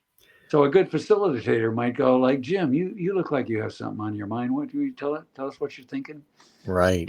But you can have pure facilitated process, where you have a way that the group facilitates it. So I said, that's what we're doing. I'll be the pilot, but each person that gets it, because pilot's another P word for local access pilot, see? And trying to keep that same lap word along with all the meanings of a place to tell stories in a domain of responsibility and care and all those meanings that go with the word lap. And so I said, we just keep going around, and it was amazing what would come out with people. Often people who'd lived in the same town and served on the same committee for years, but they didn't know that they each had an autistic child because they always did their little, thing, and then they got down to business. And I, so I'm for more of that, and how that can happen. It can happen with Zoom. You can kind of internalize the circle, like there's an order, and people can share in this way with video, with people listening and stuff. And I take it there are people that might want to ask questions or whatever, or you want more. So I've gotten out everything important other than to say, if you want to hear those rough mixes of my music, it's on Apple Music and on Spotify. Oh, that's great. It's all on there? Max Gail Evergreen recording, I think one of them is on, but you'll get to to Max Gail, and they are rough, and they're some of the vocals. I have lyric changes I'd like to make, and you talked about singing, Yeah, absolutely. Here's one more anecdote, and then I'll turn it over about singing. As I was always I could sing loud, and I could get people singing along, but I never felt like I'm a singer. But they did a general hospital, as I'm playing this guy who's in the midst of Alzheimer's. And I asked the showrunner one time, first I said, where is this going? Because I'd been on longer than I attempted, but I got an Emmy for the first year. He said, we didn't expect the show to have such legs. So we're just trying to keep you alive in it, with these other storylines that we have to honor. And then in the third year, they found a way to wrap it up. But because I said, well, what are you doing about music? Because I did know that music is one of the last things we lose in our memory, and one of the things that people will respond to when they've withdrawn wholly otherwise. And there you are singing on the screen there. Well, yeah. So he said, well, what do you want to? Do you sing? Do you want to sing? I say, well, if you ask me, can I sing? I have to say that's a matter of opinion. But if you do, I do sing. Yeah, I got my own songs that I sing. I feel comfortable singing them.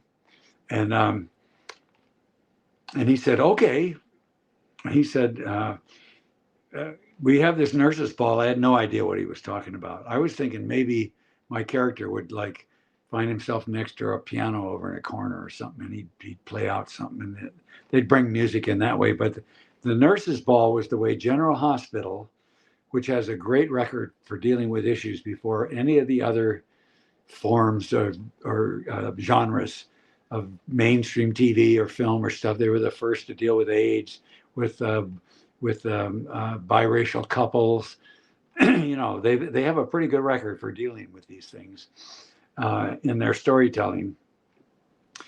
And he said, maybe you could do something. I said, well, I think the character that I was playing, he wouldn't sing one of Max Gail's songs, but I mean, he might be inclined to sing a Frank Sinatra song or something like that. He could be that kind of guy. He loved the horses and gambling, so he might like to have gone into piano bars and sing. He said, "Oh, wow, that could be really expensive." I said, "Well, I have a song because I did. I had a song that I played on the Dinah Shore show when they had the first or second year of Barney Miller. They had us all on the show, and they had us each do something. And I did a song and a poem, and I got a lot of letters for the poem, more than I got in the whole year for Barney Miller. I got one letter on the song, but it was from a guy named Gordon Jenkins, who turned out to be kind of the Quincy Jones of his era. He was the arranger and composer and music director for Frank Sinatra and Tony Bennett and Judy Garland. He was a giant of his era. His big hit off the last album he did with Sinatra was It Was a Very Good Year. If you remember that one, when I was 17, it was a very good year. Great song. So they decided they were going to do it, and they would pop for a Frank Sinatra song, and they popped for Summer Wind, which I do love it. It's a very mysterious song. It doesn't have a bridge. It's not but it's a wonderful song.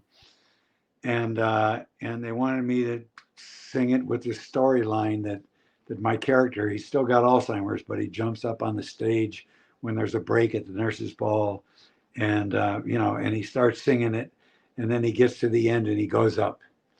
And his dad, who, for those who don't know the show, most of you, I'm sure, but his dad is the star of the show for like 25 years. But he's not a doctor. He's actually a good-looking Tony Soprano, as they described him. He's the the head mafia guy, biggest mafia guy in the state of New York, up in this imaginary city where General Hospital is set. But he, for the first time, comes up on stage and helps me through the end of the thing. So they actually made a scene out of it. It wasn't just, here's one of our actors singing, or here's one in a gown or whatever.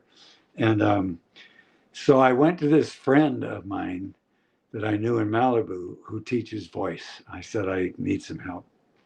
And she said, okay, come on over. And she got the music up, sheet music up. And she said, okay, and she played Summer Wind and had me sing a little bit.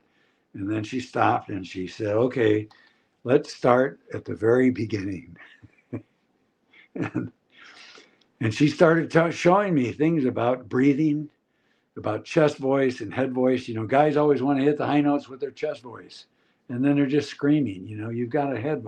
She just gave me just enough basics that I was able to pull off doing that. And it did get me to see, okay, this is something.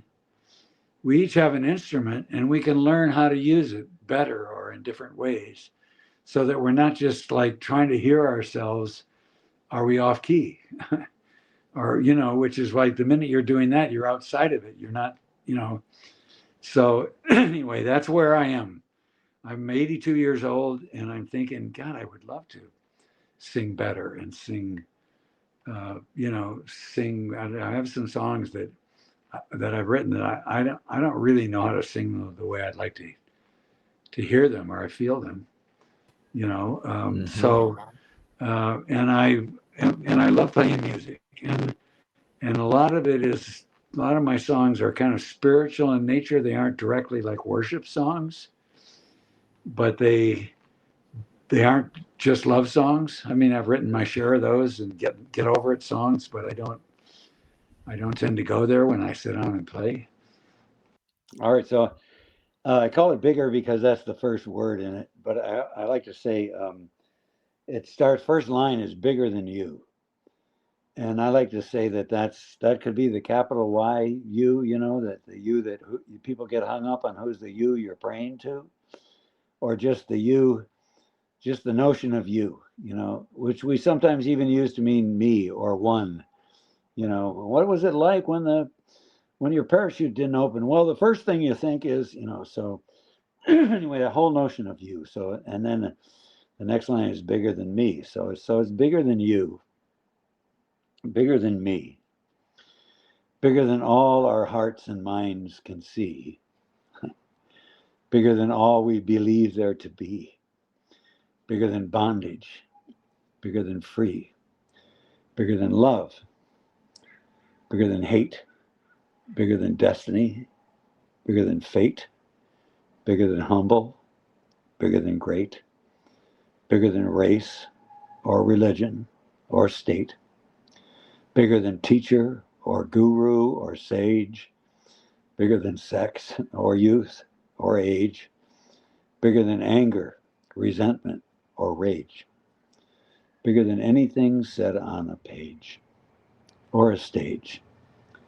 bigger than action, whatever we try, bigger than all we accept or deny, bigger than any one, what, who, or why, bigger than bigger, and bigger than I. That's incredible, Max. That really is incredible. What inspired that? That for me, it's like something shows up, a line or a thought, and then it wants to go somewhere. And I try to open up, and sometimes rhyme, sometimes it just shows up. Most of this, when it came, it just pretty much came like it did. And other times there'll be because then it sets a form, not so much a format, but a form. But I mean, there are poetry forms and song forms, and that people have come to know and kind of sink in with. There is something about words rhyming. There's a resonance there, obviously, and then a meter that creates something that you can join in on. But sometimes it'll take a long time. There are two sayings I love about poetry, and I've only recently, I often used to call them, they're my rhymes, because some people are very precious about poetry, and if it was written after a certain time, when people stopped rhyming, then it's not really poetry. It might be just verse, or it's something else, So I haven't wanted to get into that, but one of the sayings is poems are never finished; they're just abandoned.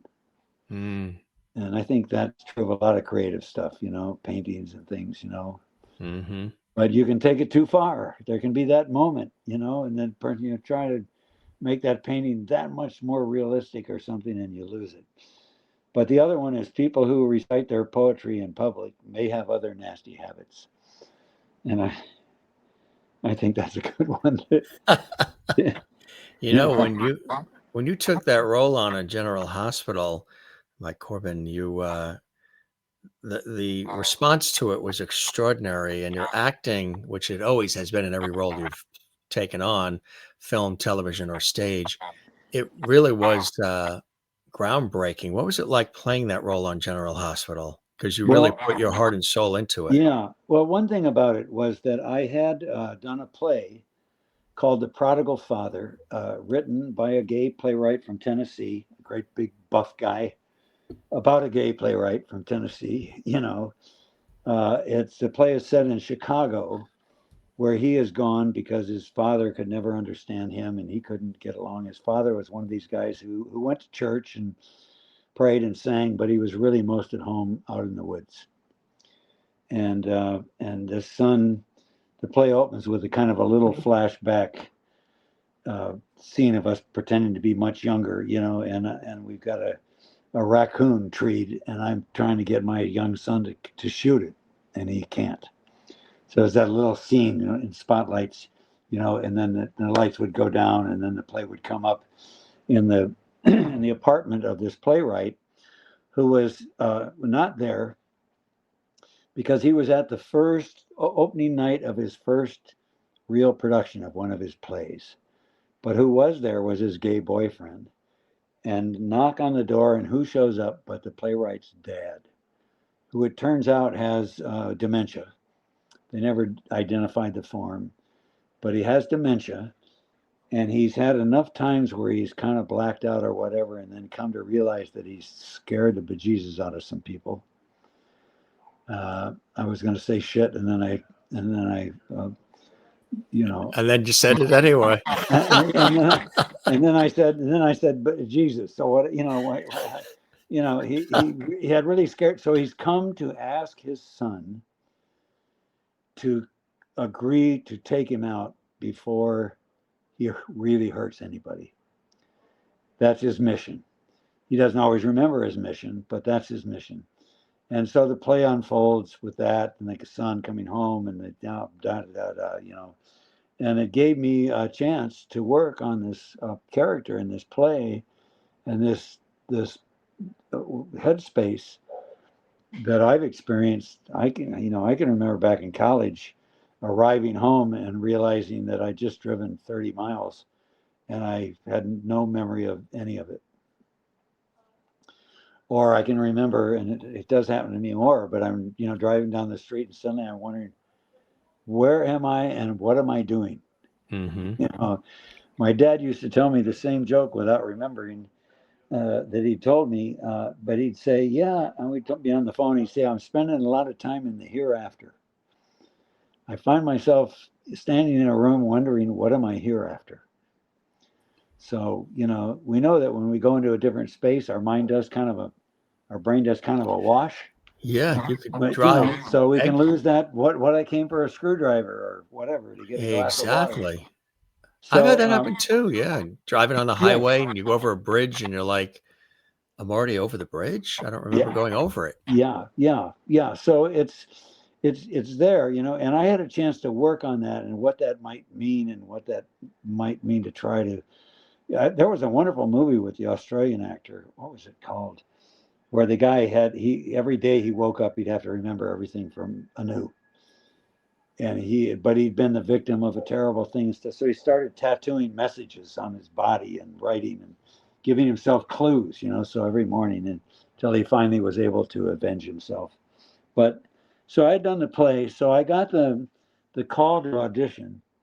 I was not a soap opera person. I did one of them one Christmas during that time where I was glad to have a paycheck and buy some Christmas presents, but I was not. They used to show when we would on shooting days in Barney Miller, we'd be in our dressing room. They have the cameras on the set, and they would eventually be set up to show in our dressing room so we could see how far along people were, so we'd know when to get ready, because we were no longer shooting the show in front of a studio audience all at once. But before they would do that, they would have the soap opera at General Hospital. And that was the time of Luke and Laura was the big show. Luke and Laura was such a hit. That's why ABC had enough money to put into try this little outlier comedy. It was a huge hit. And the guy that played Luke had been in my Lee Strasberg actors Anthony Geary. master's class. Anthony Geary. Tony Geary, yeah. He was very committed to his acting and he seemed to see himself in a loftier place than any of the rest of us. And in a way he was, because he was so committed and stuff, it was kind of like, but the thing about soaps is the plots are really, they are all a bunch of straight lines, but nobody makes a joke.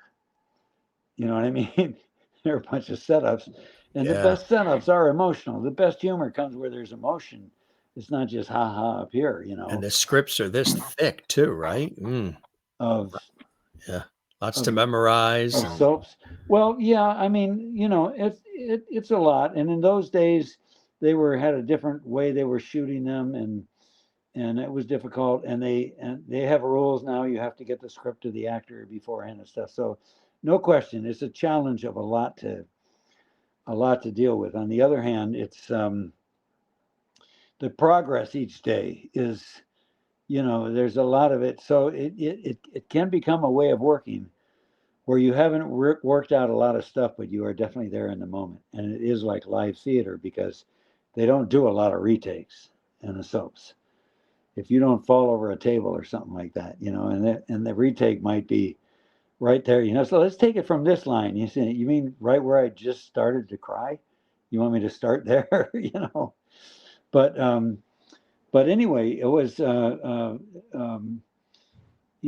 for me, it was, I'd had a couple of other auditions where I kept getting called back. It seemed like they wanted to make it work, but I couldn't do the audition in a way They were comedies. They were kind of more hard-edged comedies, and they were characters that showed their insecurity by their bravado. The more bravado they showed and know it all, the more insecure you saw they were. Carol Connor mastered that with Archie. Oh, yeah.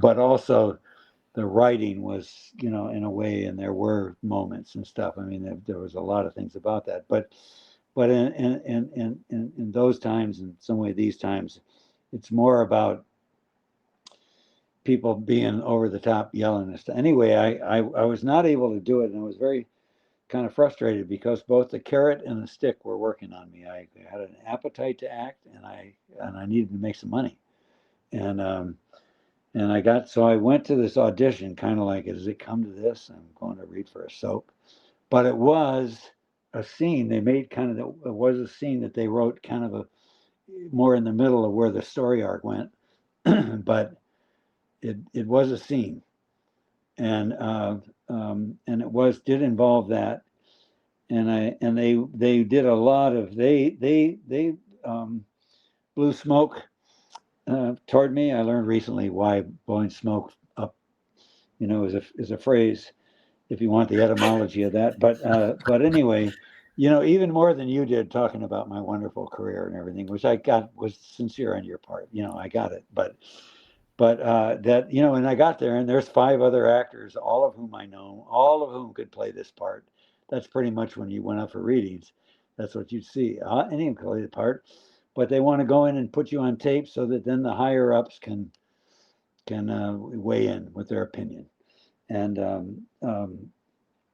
so but I gave myself a talking to, say, wait a minute, you have an interest in what you can bring to this role, and this is your chance to play it, and so on and so forth. And when they called me in, and fortunately I wasn't reading with a young script person behind the camera reading the next line.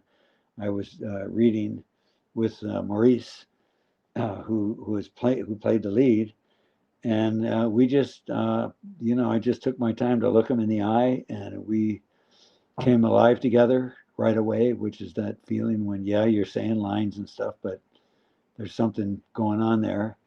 And and then they said, thank you, Max, that was wonderful. And I went out knowing, I said, well, I just have to tell you, I would love to come back and play with you guys, and then I learned later that Maurice, went after I left, he just had to go over to the corner of the room and cry. He is an emotional guy, but and so it worked out, and they offered me the part, and next thing I know, I'm doing all these scenes with all these lines and not much time to rehearse, but finding a way with it, and on the way home going, oh, I should have done this and I could have said that and all of that. But it was everybody was wonderful. The writing was good. They really did their best to get at what goes on with people with dementia. Eventually, Alzheimer's is a form of dementia, and and what goes on for their families, and all of that. And it touched a lot of people, and I feel really good about it. And along with that, I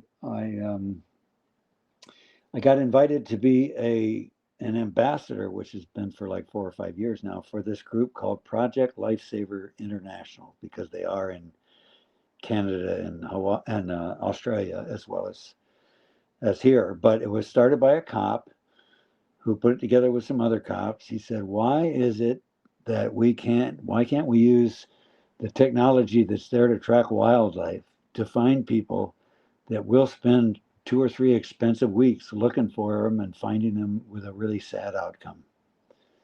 And they might have been right under the stairs, the basement stairs or something, but and so they started creating that program, which means it's mostly in fire departments and police departments. They have to have the equipment. They have to have the community, have to get that word out there to the community. That people have to have the little tracker. A lot of people in retirement homes have those, but they have to have something so they can be tracked. But they've saved thousands of lives And because a lot of people, when they wander or they go out, they elope is the term they're using now. But I said earlier, mission. Sometimes they say, sometimes my character he was on a mission. He had to get the bus to get home by sundown, or his parents were going to kill him. He thinks he's 8 years old, that he's a senior citizen. So it was. I had that benefit of having worked on it. I had the benefit of wonderful people who took me in as this character Mike had been played by somebody else who had retired. The character they had always been kind of a gambling addict, sort of loser who would come back in and have gotten himself in trouble, and his son would have to straighten him out. And for me, I didn't need to remember everybody because I was losing my memory. But we worked hard on it, and it was a great experience.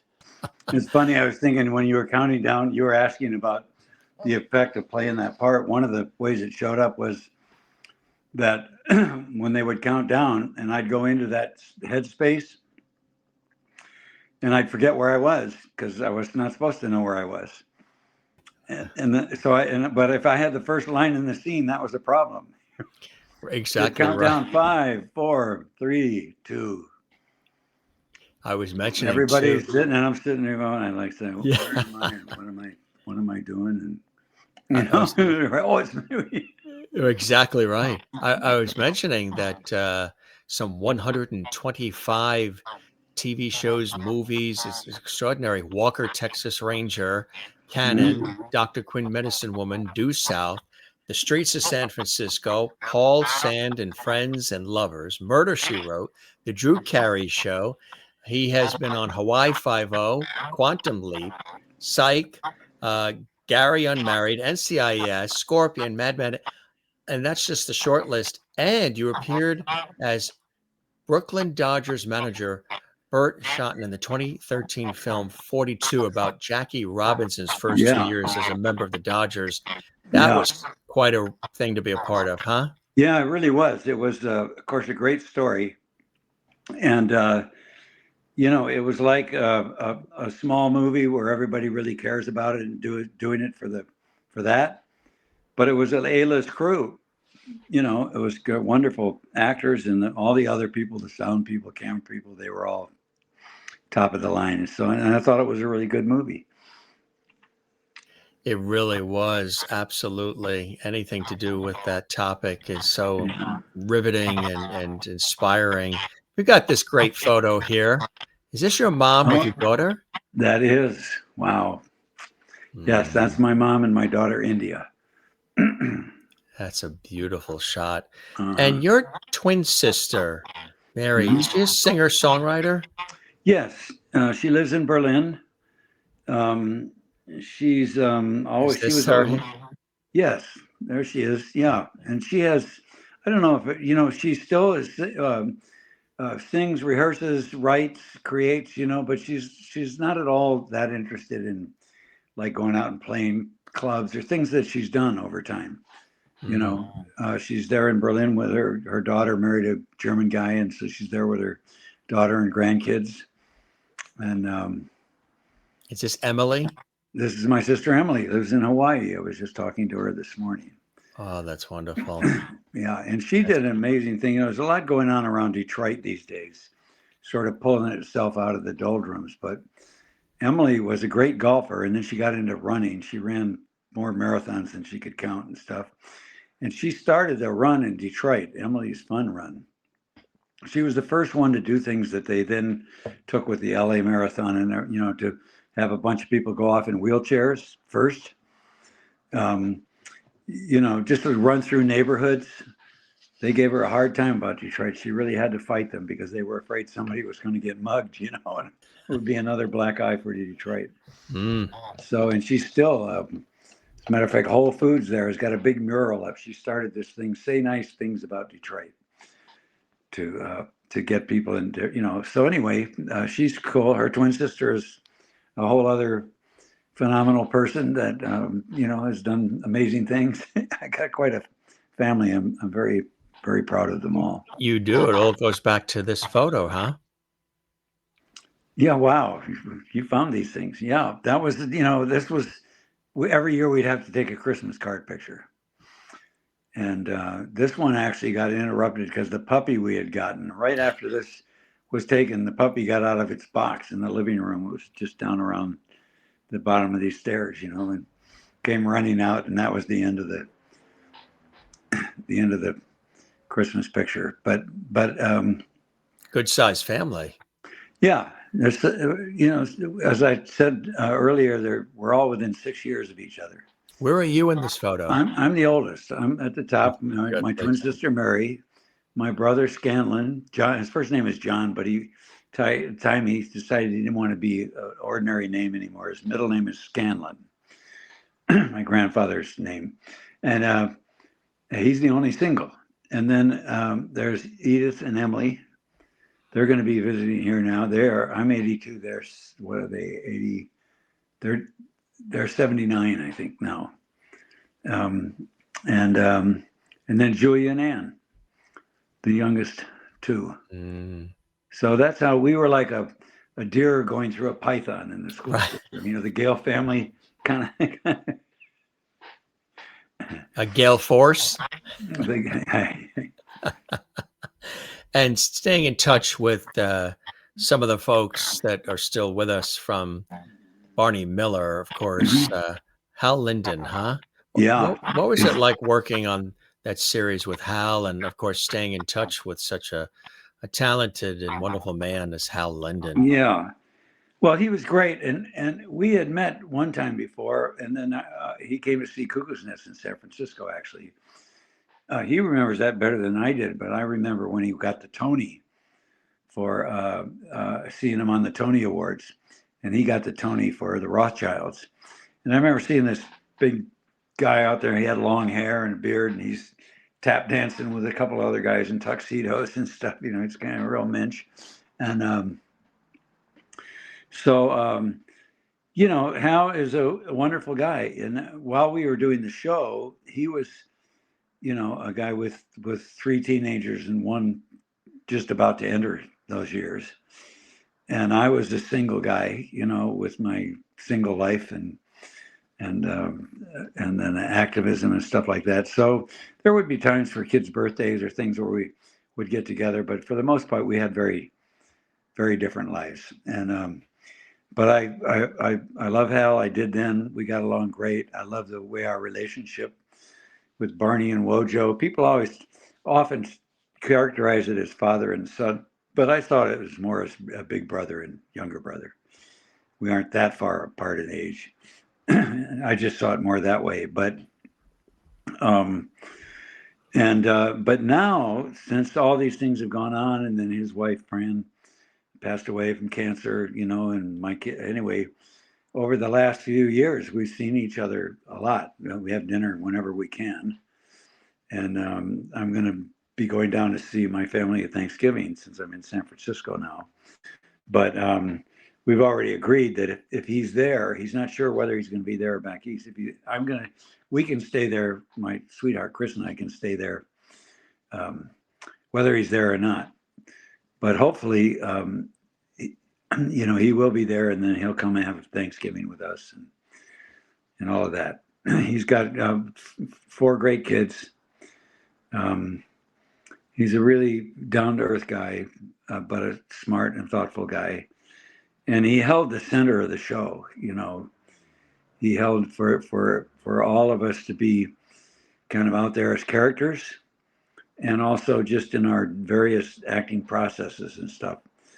A lot of times we'd get the end of the show late at night, and we'd have to sit on it, read it, and then put it on its feet, as they say, and get going in it. And so to have somebody right in the middle who's got their lines, got what the scene is about, got what's needed for the other actors, he's very, very, very generous in that way.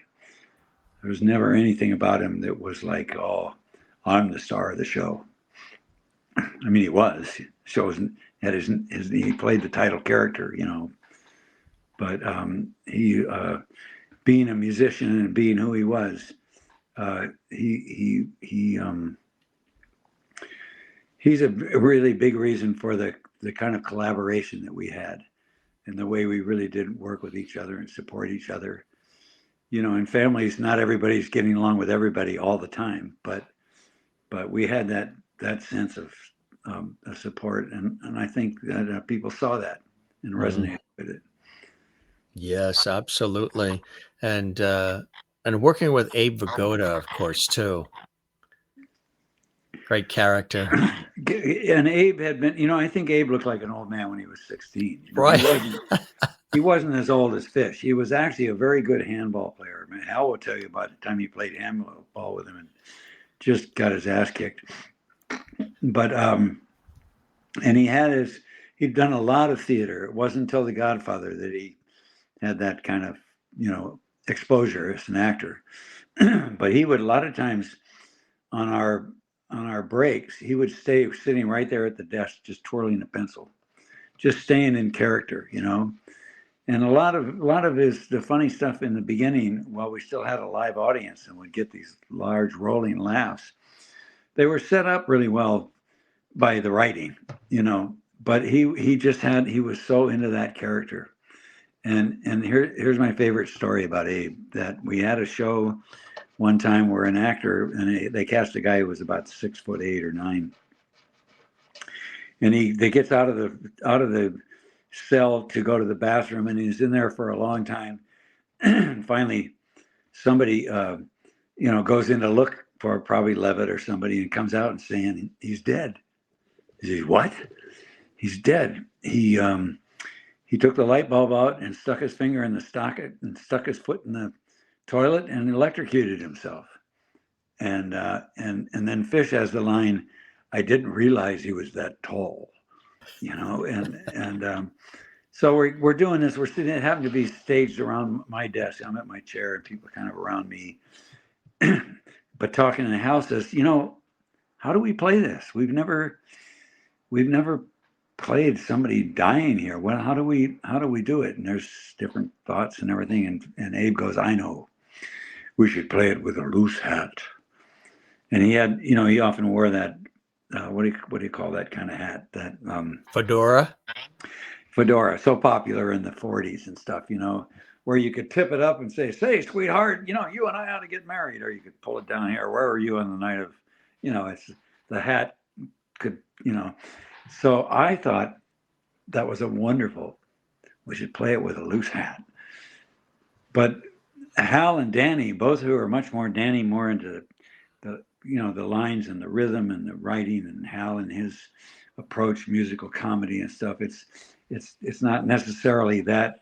Anyway, I remember them looking at each other like, what in the, you know, effing hell does that mean, you know? But that was that was Abe. You know, he had a way of working, and people responded to it. The network wanted to do a spin-off. He kind of did too, you know. You know, but it didn't quite work, because it's the reason I didn't want to do the spin-off. The network has certain contractual things. They can, so if they see there's a way a character might make another show, you know, less risk and so on and so forth, they'll play that card. But I don't think Danny's heart was quite in it in the same way, and I don't think that he writing for the dynamics within a family. It was funny. I mean, he, you know, but it just didn't catch on. Neither did Chano's show, you know. Mm-hmm. You got to direct on Barney Miller, didn't you? A few of them, but the reason that happened was once we got sort of underway with how we did the show, which was to work for the reality of it, not just, you know, explore that and find out what makes it more like really a real flow, not just punchlines. And but there is a rule within the business, or a law or whatever, that you can't write, direct, and produce. So Danny was not. He was the producer and he was a writer, so he couldn't direct. So they would hire directors, and once we had gotten on and looked like we were, you know, the show was like it was something, you know. And so directors would come in, and they would really want to, you know, make their mark. but they would do it kind of like a lot of other shows. If something was funny, we'd just sort of drill it each week, because at the end of every day you do a run through for the writers and stuff, and they would just want to, once it was like nailing it down to the point where there was nothing to look forward to, and it was kind of old hat, and we were just had this more not improvisational, making up the words, but what's going on in this moment when we say the line this time, which is where you feel what people are then, that timing people say, which is the rhythm that everybody's getting into. And so these directors would come in and they'd start directing, and Danny would come down, and then they'd do it for a little bit, but Danny would say, "Excuse me, Joe, if you don't mind, I just want to," and he'd say something to one of the actors, or he'd do something, within a short period of time, he'd be directing the show. And he'd already innovated from the director wasn't up in a booth somewhere with 4 monitors across the front and speaking to the cast over that. That got too clumsy, talking, because we would, anyway, he had come up with this thing where he'd bring 4 monitors down and stack them. We called it the quad. So the director, they'd be just behind the camera, so the director could sit there and watch all 4 shots from all 4 cameras. And we could see them if we looked over there. We didn't do that while we were shooting, but to see what the camera issue was. Sometimes if you step forward, half a foot, you end up blocking somebody's shot from going across you. But after a short while, Danny would be directing, and then Hal and I, or we as a cast would kind of have to help this director go through an identity crisis, because he was the director on the show, and he was really hoping to direct and have a Barney Miller out there to his credit, and instead he was just sitting there watching a guy who was kind of on another level with the script and the cast. And so Hal and I went to Danny and said, "Why don't you let us direct? And we'll do all that stuff during the week of figuring out, that Harris hasn't had enough time to go all the way downstairs and get back up." And there were things that would jump out at you as not making sense. How do you get it working so that when so-and-so has that line and then they walk out, they've just come over to the file cabinet, overheard what they need. You just have to kind of find that, working out different possibilities. And so we said, why don't we do that? And he said, okay. So Hal directed 1. He did 2 actually, and that worked just that way. We'd start that way, and then Danny would come down, and Hal would get off the chair there in front of the quad, and Danny would come over and take it. And so then it came my turn, and Danny came down. He's standing kind of on the edge of the set where everybody can see him. I get off the seat and hold it out for him, like everybody's thinking now Danny's going to come over and charge, and our resident hippie Max, is, anyway, Danny says, "Well, good night, everybody." And he took off. And this smell of flop sweat or whatever, I don't know, this feeling went over of silent kind of, oh boy, but it worked out. Everybody kind of pulled together, and it was all right. But then finally we realized, because Noam Pitlick had been around the show in the beginning and directed a few, and he was now available. He'd been doing something else, but he was now available. And so they brought Noam in, who was a great director and wonderful guy, who directed the Babe Ruth thing that I did, by the way, and was really helpful because of all those things that happened that I was telling you about. It made it difficult to really be working on the play in those last few days you'd like to have before your opening night. Mm-hmm. He was just, wonderful. Really incredible experiences when you think about all of it. And again, we talked about this a little bit. The audio was a little crazy, but DC Cab back in 1983, that was there's a real cult following for that to this day. There is, and I don't know if it came through, but it is I do have some DC Cab pictures when I do those autograph things, which I never wanted to do, and then someone taught me into it, and I had a good time. And I got that those are people that didn't just happen to see you in a restaurant. They've come to see you. Yeah. And if they don't want to see you, there's plenty of other people there that they do want to see, So you're having really earnest conversations with people that the show meant something to. So that's very cool. But the ones that are DC Cab fans, they're usually of an age where I say, yeah, you were like what, 13, 14 when you saw DC Cab, and you saw that woman, out of the strip club and out on the sidewalk with no top on. I bust in it. It's stuck with them. Yeah. Yeah. Well, when you were that age, I guess these days kids are seeing porn when they're 13, but at that age, that was pretty exciting for a 13, 14-year-old guy. Yeah. It was an interesting movie, I mean, it was fun to do in a way. I talked some more about it, but either it's good or not. Right. I talk so much, you're going to have to cut something out. You're a great conversationalist, which I think is great.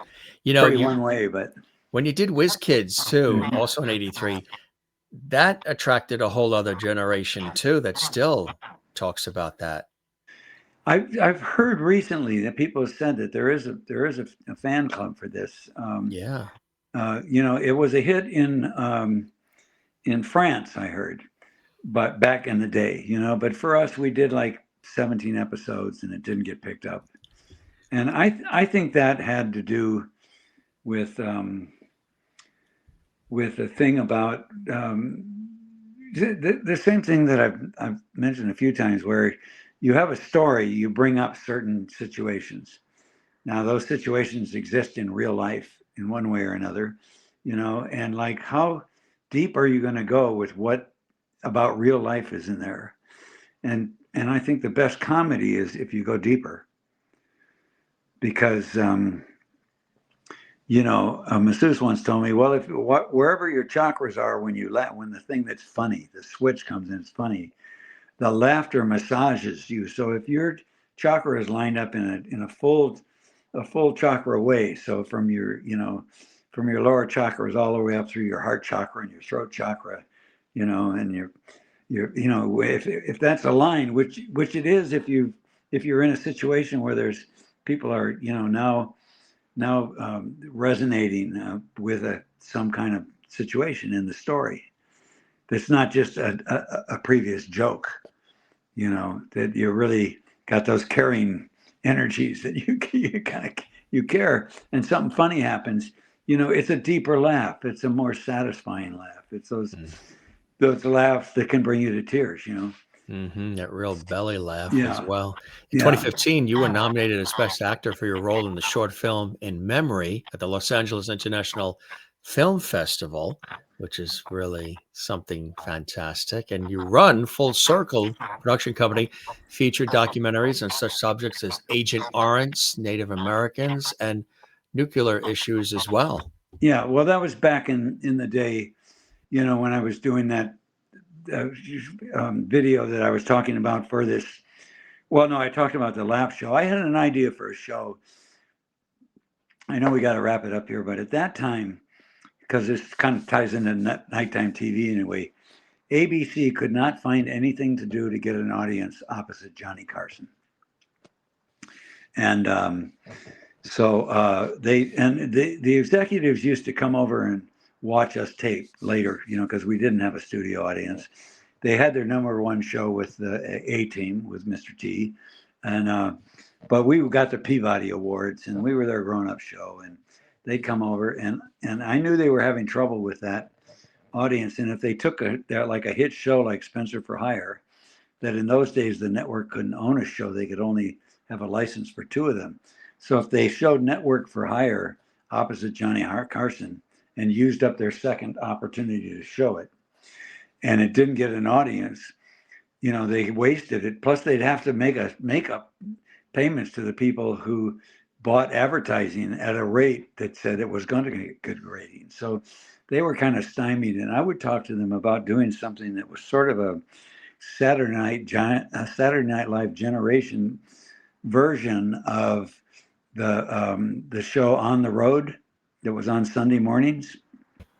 Oh, His name just went out of my head, but there was a wonderful kind of Charles Charles Kuralt. Yes, wonderful. Traveled around, talked to Yeah. people in different parts of the country.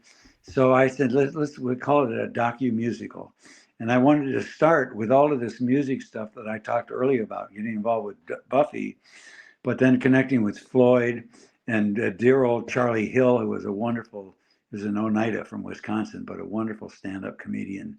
And so we did a lot of benefits together and stuff, and there were other Native artists, and there was just a lot of my life was around that, and I felt a lot of the issues that people cared about in those days, environmental and stuff. It was a good way.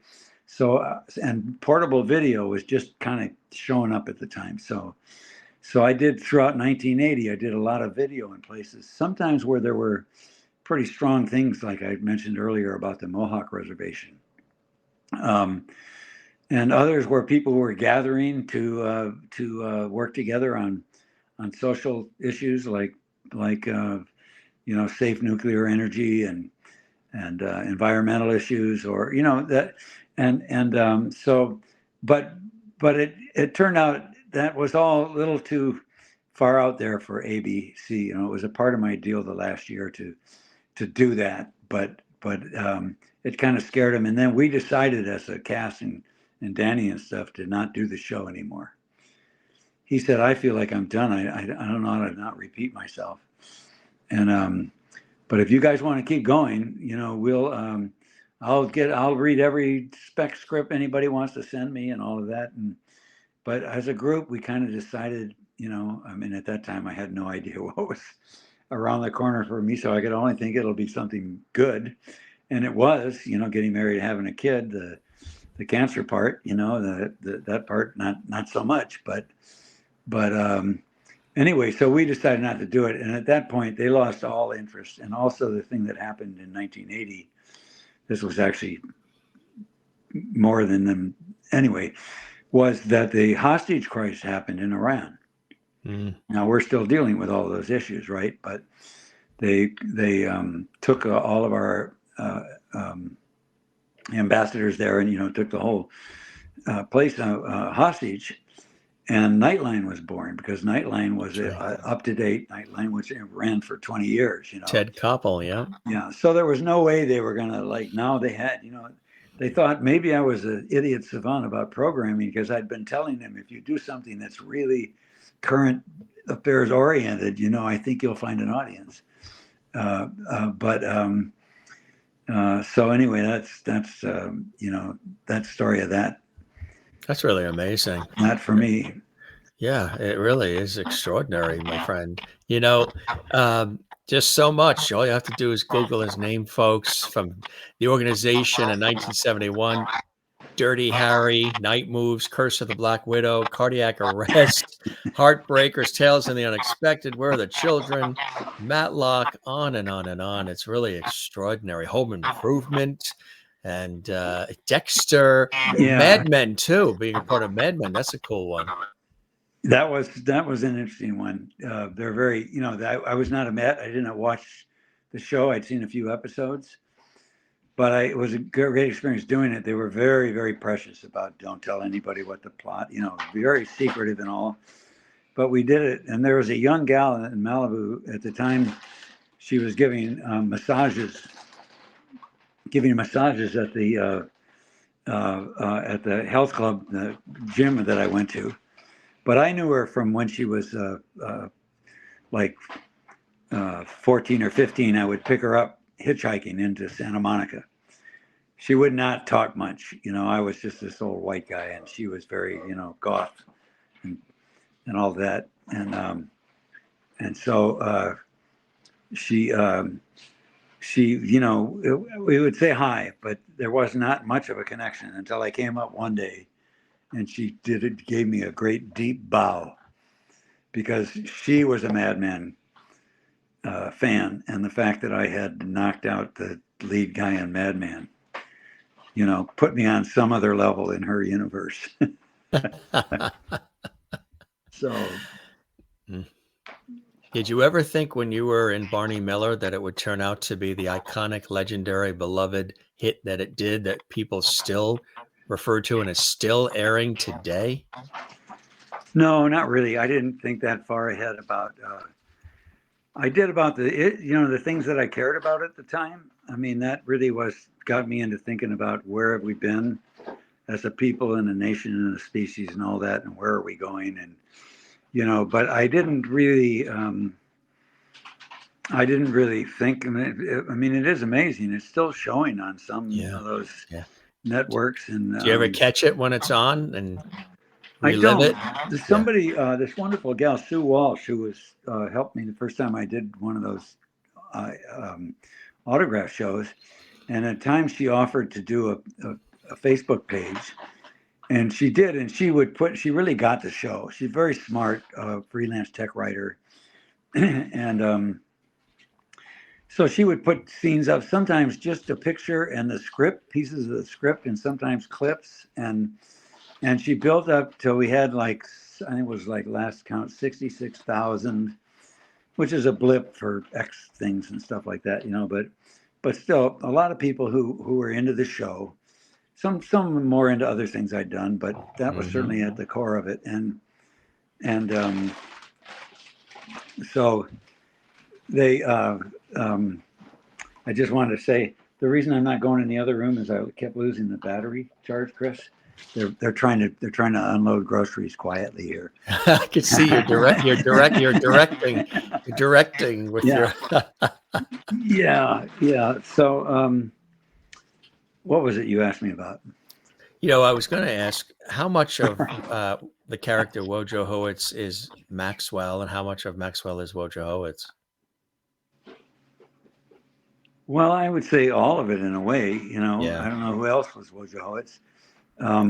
He had a different background, different education, different, but on the other hand, a lot of how Wojo felt about school and stuff. When I first got to Williams, half of my freshman class at Williams had all gone to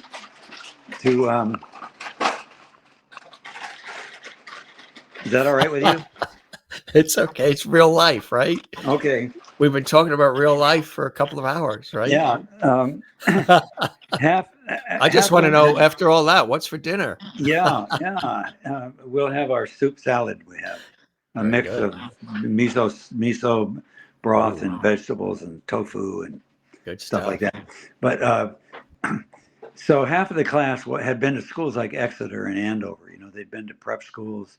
They were used to wearing a coat and tie in class, which we did. That ended after my freshman year at Williams, but that was part of that East Coast thing, and having conversations with and I was really, intimidated by all of that. I didn't,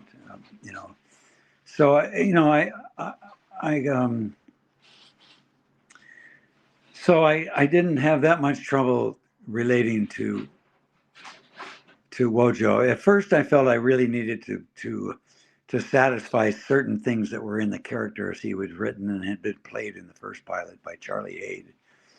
So I chewed gum real hard. People say, "Oh, you're the guy that was always chewing gum," but I only chewed for the first 4 or 5 episodes, But I felt, and the way the writing was sort of required that I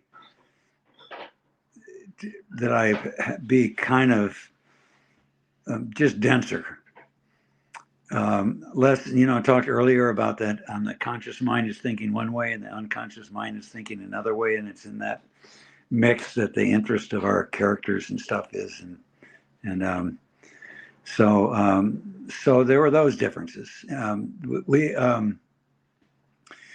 did a TV guide interview early on then, which just happens because they're promoting the show, and probably Hal had done one, but anyway, I did one, and I met with this guy, and I'm talking to him and sharing my poetry, some of it because I was excited about it,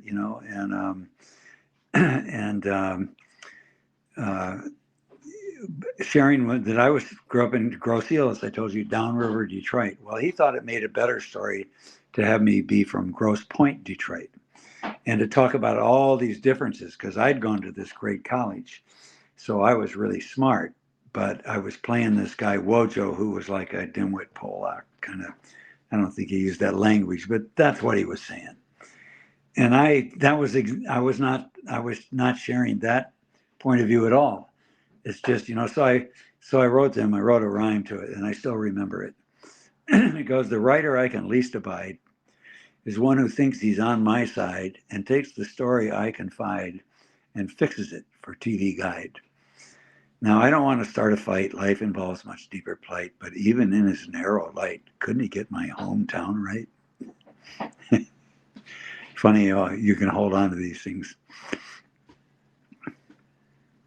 Have I lost you?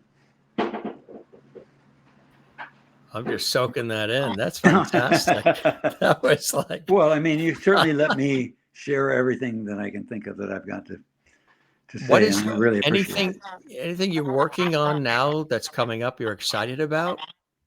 Yeah, I mean, there was a film that was going to happen, and they just lost their funding. There's a lot of stuff with tariffs and things. Their funders they hope they're going to get started in the new year. Produced by a Native American guy, set in the 1870s in New Mexico, involving a Chinese sister and brother who come over to try to find their father, working on the railroads, and the Native American, the Apache people who are near there, and the people working, kind of all of those, that mix of cultures and stuff that was going on. So I'm still, it'd be cool if that worked. I'm mainly working on, I talked earlier about circles and lap, and I'm working on ways to help encourage, facilitate, model people circling up and sharing like who they are and what they care about, in ways that doesn't get down into was Charlie Kirk a martyr or a racist? And meanwhile, all these other subplots are coming out about what was going on with him and the split within the Trumpers between the pro-Israel and the what, I mean, all of this stuff, it's all Danny's philosophy on humor, which he repeated a lot. He says there's nothing funnier. He says all my humor is based on paranoia, and there's nothing funnier than a paranoid with proof. So maybe so, but there's a lot of that going around now. That it's I'm glad for the people who are finding humor in it. Absolutely, I appreciate that. Like my friend Wavy Gravy says, when you lose your sense of humor, it's just not funny anymore. That's right. I love that. Yogi Berra, when there's a fork in the road, take it. Yes. And of course, you've won the Emmys, which is a beautiful thing. It's cool. I never, when I was nominated for Barney Miller, one, I didn't show up when I was shooting this video stuff in New Mexico, and because it's so collaborative. You're collaborating with your other actors and writers and directors and camera people and sound people and makeup people, and it's like that's all of that is what goes into it. But at the same time, I didn't find it. I had a good time winning. It felt good. I think I said that I got the elder card. All the other actors were young, so they got a lot of time to win Emmys. But mostly it was the storyline, I think. Absolutely, my friend. When you look back at it all, what are some of those blessings and joys in your life? And you have many that keep you doing this work, that keep you out there connecting with us, and a real deep level that you're doing too. Well, there is the carrot and stick aspect of it, because because of the choices I made and things that happened and stuff, it's not like I got this big, huge. The internet says I'm worth $6 million. I wish. So, there is that. Did I mention I'm your long-lost cousin? Pardon me. Yeah. Did I mention I'm the long-lost cousin? If it shows up, I will promise to cut you in. That's it. The miso soup is fine. I have that, about, because I've learned that when people, we use the word dialogue for things people say in a script, but it's also a word for a conversation that has a center instead of sides. It's different from discussion, which is kind of kind of a pinball machine conversation, and debate, which is a winner loser zero sum game form of conversation. And they all have their place, and they can bring out stuff. But so I'm really interested in how to help that to happen more often. And I am I want to do something with my music. I say my music because they're the songs, but it's really the lyrics, that I put to music, and a lot of wonderful musicians played on it. Some aren't with us anymore. But I want to find a way to do that and be able to go do maybe house concerts or, to share. And I'd like to combine that with people circling up. I did that at a time where after Babe Ruth, I got asked if I would want to go to these summer theater things, but I didn't want to do that play. The makeup was hours. And, but I said, we did an evening of poems and songs and stories, and then we could have opening acts be the people in town who could entertain the biggest theater in town, but they maybe couldn't fill it. Mm-hmm. And then we could do in the afternoon, we could have people from the various not-for-profits and others, circle up and share with each other and just know each other better and all that. And then I could do my stuff, and then people could come out, one or two at a time, or do something, and I'll do a, you could make enough money. The producer was doing that. They wanted me to do a two-hander play or something, and we did that a bunch of times, and about half the time it worked out great in the sense that we had a full house. The other times it worked out great, except for the sense that it wasn't a full house. It was, so there were things to think about making it work better. But all of that I put on the back burner because I had reached that time where I wasn't for me to be out on the road. It was for me to be at home, but I'm now seeing that I would like to be doing that. I'd like to, those are all the things that are important to me. And then tied in with that is I'm getting these 3/4-inch videotapes that were shot back in 1980. Mm-hmm. And I found somebody that's got, those machines aren't available anymore, and the tapes get moldy and have to be baked, and, but I found a really wonderful guy who's helping me to do that. And I think they are very relevant, even though it's more than half a lifetime ago. 1980, 45 years ago, but that's when we elected Reagan. A lot of things in the Middle East, a lot of things kind of were set in motion then, and a lot of the same issues are still here. And I think there's a lot of great insight, and so I'd like to be showing those and inviting the people who are still around, or the ones who carried on those works those people were doing. I mean, back in the day, there was a little bit of Indian theater and people trying to do things, but there are now a whole lot of talented Indian people, actors and directors and writers and camera people and lighting people that all of that was started by people back then. And there have been some wonderful, successful TV shows and films, and instead of having non-Indian people write the script and play the parts and not really understand something that's really quite deep and different, if you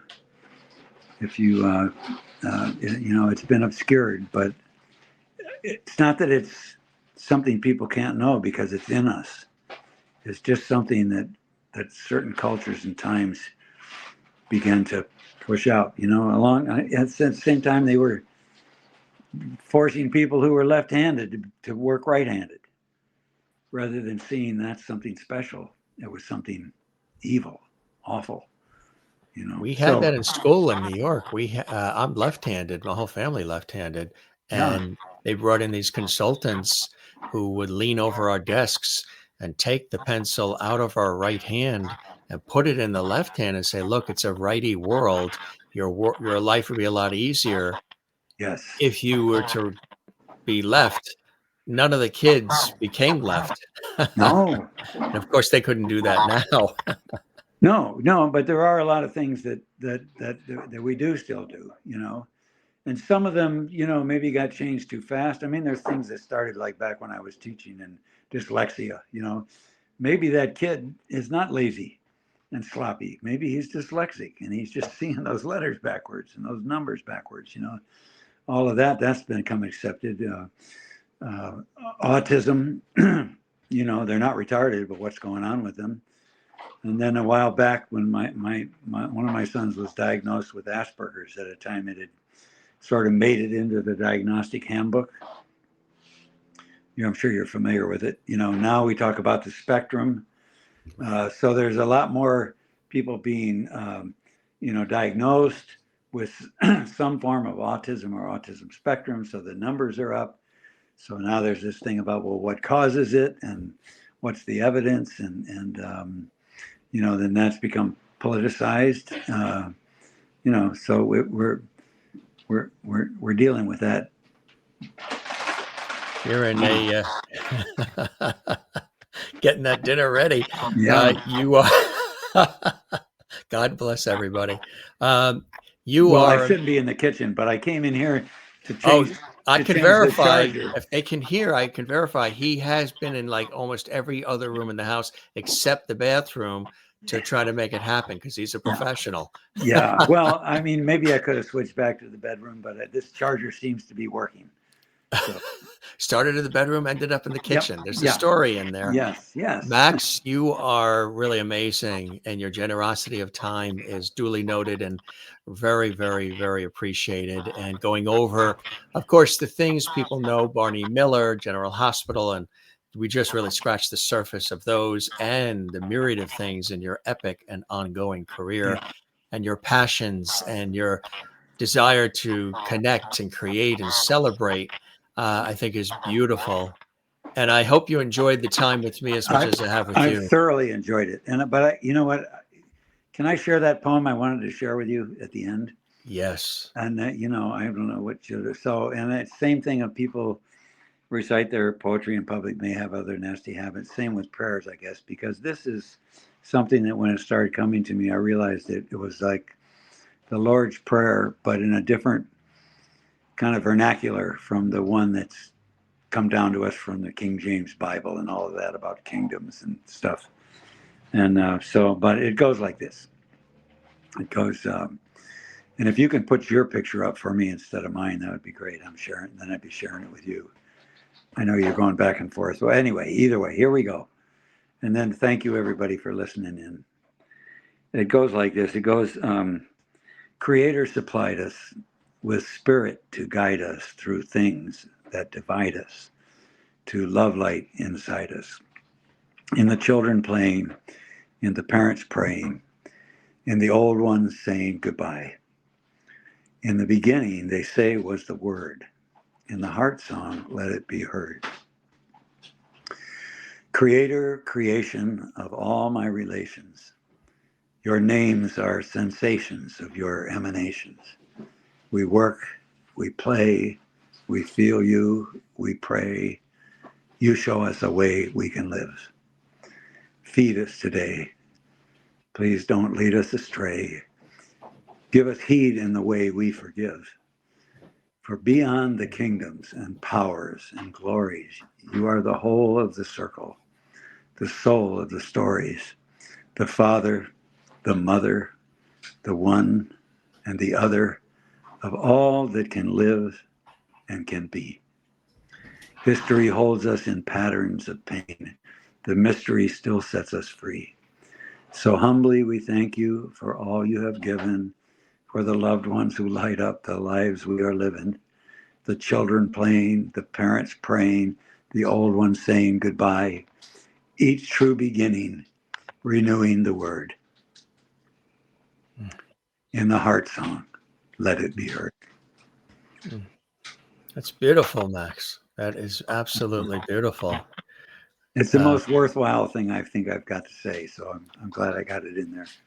You got it in there, absolutely. And thank you for sharing that. That means a great, great deal to me, and I'm sure our many viewers watching around the world. You really are a class act, a gentleman, and a real hoot and holler, Maxwell Gail Jr. And I really appreciate. No one. My father always said, he told me this sage advice when I was 7 years old. He goes, I'm the fifth James in the family. So he goes, Jimmy, because everybody was Jimmy back then. I'm 7 years old. He tells me this. always remember when somebody says something kind or nice to you, make sure you take the time to thank them for those kind words. Then ask them to please put those words in writing and address it management. Whoever management is, just make sure they get to see those words. Yeah. You're the best, Max, truly getting a chance to learn a little bit more about you and share it with our viewers. And I hope you'll come back to chat, even if it's just for a short period of time. I promise to be shorter next time. No, I it's hope for great. the next time. I've enjoyed it. And I'll take your dad's advice, and I'll send you those 2 poems I shared with you. I appreciate that. And we'd be remiss before we go if we don't also say hello to Andy Kahn, our friend from the Turtles. Yes. You wrote the foreword for his book. Yes, it's a wonderful book. You know, Andy he calls it the most famous musician you never heard of. The people he has played with, and not just played with them, but he's been a key part of getting, artists to record together. There was a time where somebody had to know how to do the switch reels and put these 2 tracks on that reel, and then it wasn't like the equipment we have now. And so some of the wonderful people that he was a part of their collaborations, and other iconic rock and rollers, Little Richard, and so and he's just got a big heart, and he's a wonderful piano player, and his book is just stories that he told. And so if you do like stories from music business back in the days, I won't promise to pay you back if you buy it, because that could get out of hand, just for people collecting the offer, because some people are like that. But I recommend his book highly. Absolutely. And Andy was a guest on the show recently, too. Folks can see that episode archived. Max, again, thank you very much. Go enjoy the dinner. You sang for your supper.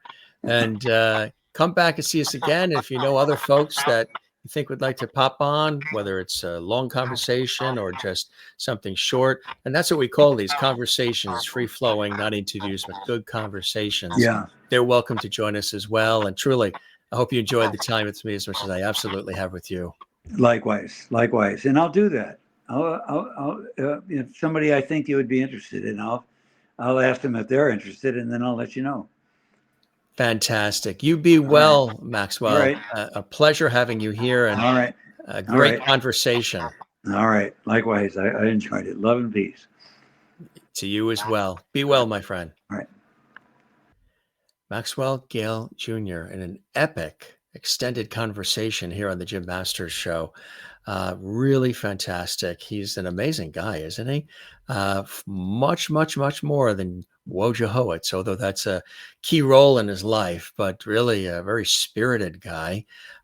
Somebody who really cares about people and cares about community and the craft, and really celebrates it. And some of the roles that he's played reflect that in such a beautiful way. And some of the stories he shared about the Native American community and his commitment to that community and so much more is truly a gift. And again, whether you knew him then or know him now, to have an opportunity to have him as an extended conversation guest here on the Jim Masters Show, Entertainment, Lifestyle, Celebrity Talk Show series was really absolutely amazing. Again, we all love him from Barney Miller and from so many other things, but you got a chance to learn a little bit more about the man behind the roles, what it took, to do it, the blood, sweat, and tears. He was also very open and honest about his own life, his family, his kids, health, hopes, dreams, desires, passions. And this conversation went in so many different directions. And it was extraordinary. And we had to stop a couple of times because his battery would die out or the audio was a little funky. You might even hear a little echo here and there when we were talking in certain segments. We want to keep that in because it was such a flowing conversation. Maybe just to edit a little of that out if it's too, loud. But the fact that we had him here for this extended time, like 3 hours, was absolutely amazing. He normally doesn't do this. So this was a very rare conversation with a Hollywood icon, a television, film, and stage legend, but also a guy who really has his heart on his sleeve and shares it in such a open and glowing way. And we got a chance to bring it to you and share it with you in a way that really hasn't happened before. This was quite extraordinary. And again, not just a quick little interview, though we do have conversations that are a half hour, 45 minutes, an hour, but he had a lot to say, a lot to share. He was very familiar with our show. He's a fan of our show. He's subscribed to the YouTube channel. He watches our past episodes, and he wanted to be here with us, and I wanted him here. And I'm so glad you're here enjoying it. Share some of your memories as well. This was one other one. We didn't get a chance to talk about it, but there he is at the Peppermint Lounge. Yeah, that's a cool one too. He'll be back, I'm sure. We have such a great camaraderie. But again, best known for that iconic role as Detective Stan Wojciechowicz on the beloved 1970s situation comedy on ABC, Barney Miller. The Peppermint Lounge one. Matter of fact, he's still here. Maybe he's still here. No, I was going to say if he was still here, I'll get him to talk about that. But the Peppermint Lounge is a cool one. He's got to go eat. He's got dinner. Did you hear the background noise? That's the dinner being made. I think some miso soup and some tofu and lots more. Yep. Maxwell Gail Jr. here on the Jim Masters Show. And a privilege and a pleasure to have him here. And whether you remember him from Barney Miller or General Hospital or anything else, all these movies, like I said, in 1971, Dirty Harry. I mean, you just look at the list. His IMDb page is chock full of incredible accomplishment. And he's very open about it too. And it's just really absolutely fantastic. Good stuff. And loved it all. All right. So, he's still there. He's still there. I just wanted to ask you, we had this picture of the Peppermint Lounge, but I forgot to ask about it. Tell us about that. Oh, well, actually, that was not at the Peppermint Lounge. That was at a roller skating thing. Okay, so they had that sign in the back there. Okay, yeah. And that was put on by this gal. Her name will come to me in a minute because I know it well. The one on my right. The one on my left was my girlfriend at the time, but the one on my Elenia Kostianidis. She was in a few movies with Jack Nicholson. She was quite a character, and she had set up this roller skating deal out in the valley where they wouldn't let any paparazzi in or something. So a whole lot of people. It was a lot of fun. But I wanted her to play, and she was game for it. My girlfriend in the Barney Miller in the Wojo pilot. Because she was really strong personality and energy, and I just thought, now that would be somebody who could be talking to this Marine cop, about, I just thought it would be great, but they couldn't see it. They had another idea, and I didn't have much of a voice in it, so I finally, I kept telling Danny, I don't feel like whatever this is going to be, it seems like a dead end. And he said, okay, I'll give you a letter that says you don't have to do it if it gets picked up, because he was kind of obligated to do it, but anyway, that was Helena. She was a wonderful gal. And I like that picture. I'm going to take a screenshot of that because I was looking for that a while ago. Or I can send it to you too. Oh, that would be great. Yeah. Yeah, actually, I like it because it's a very flattering picture of me. Okay. Well, I mean, that's a sharp one too, and so is that. You're the best, my friend. And thanks for that little story. I was hoping you were going to give us the story. I thought it was the Peppermint Lounge. It says it in the back, but that's a great story about that. And all right, that's a little bonus encore he gave you. A little bonus there, folks. That's encore on stage. You be well, my friend. All right. Thanks again. We'll chat Take soon. Care. It's bedtime for you now, right? Right. Okay. We're East Coast, right? Yeah. Bye. Take care. That's so great, huh? To get that story there and the little encore there. He's going to go have dinner. We appreciate him. We appreciate you being with us as well. I'm your host, Jim Masters. As we always say, be good to one another, take care of one another, and be good to yourself. Very important to do that. And if you enjoyed this episode, gang, give it a thumbs up, a hearty thumbs up on our YouTube channel. Also, subscribe to our YouTube channel where there are hundreds and hundreds of past episodes that you can absolutely enjoy. The YouTube channel is Jim Masters TV. See some of your favorite celebrity guests and special friends. Share this episode on your social media and leave a comment below. What are some of your favorite Maxwell Gail moments, movies, TV shows, and stage performances, and so much more? Drop a line right there below in the comments section. Say hi to us. Max will see those as well. He's a fan of our show. And again, thanks so much for being with us and joining us here on the Jim Masters Show.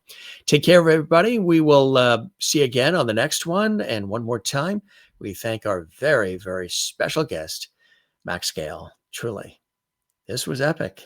We didn't script this. We didn't time this. We just let it roll.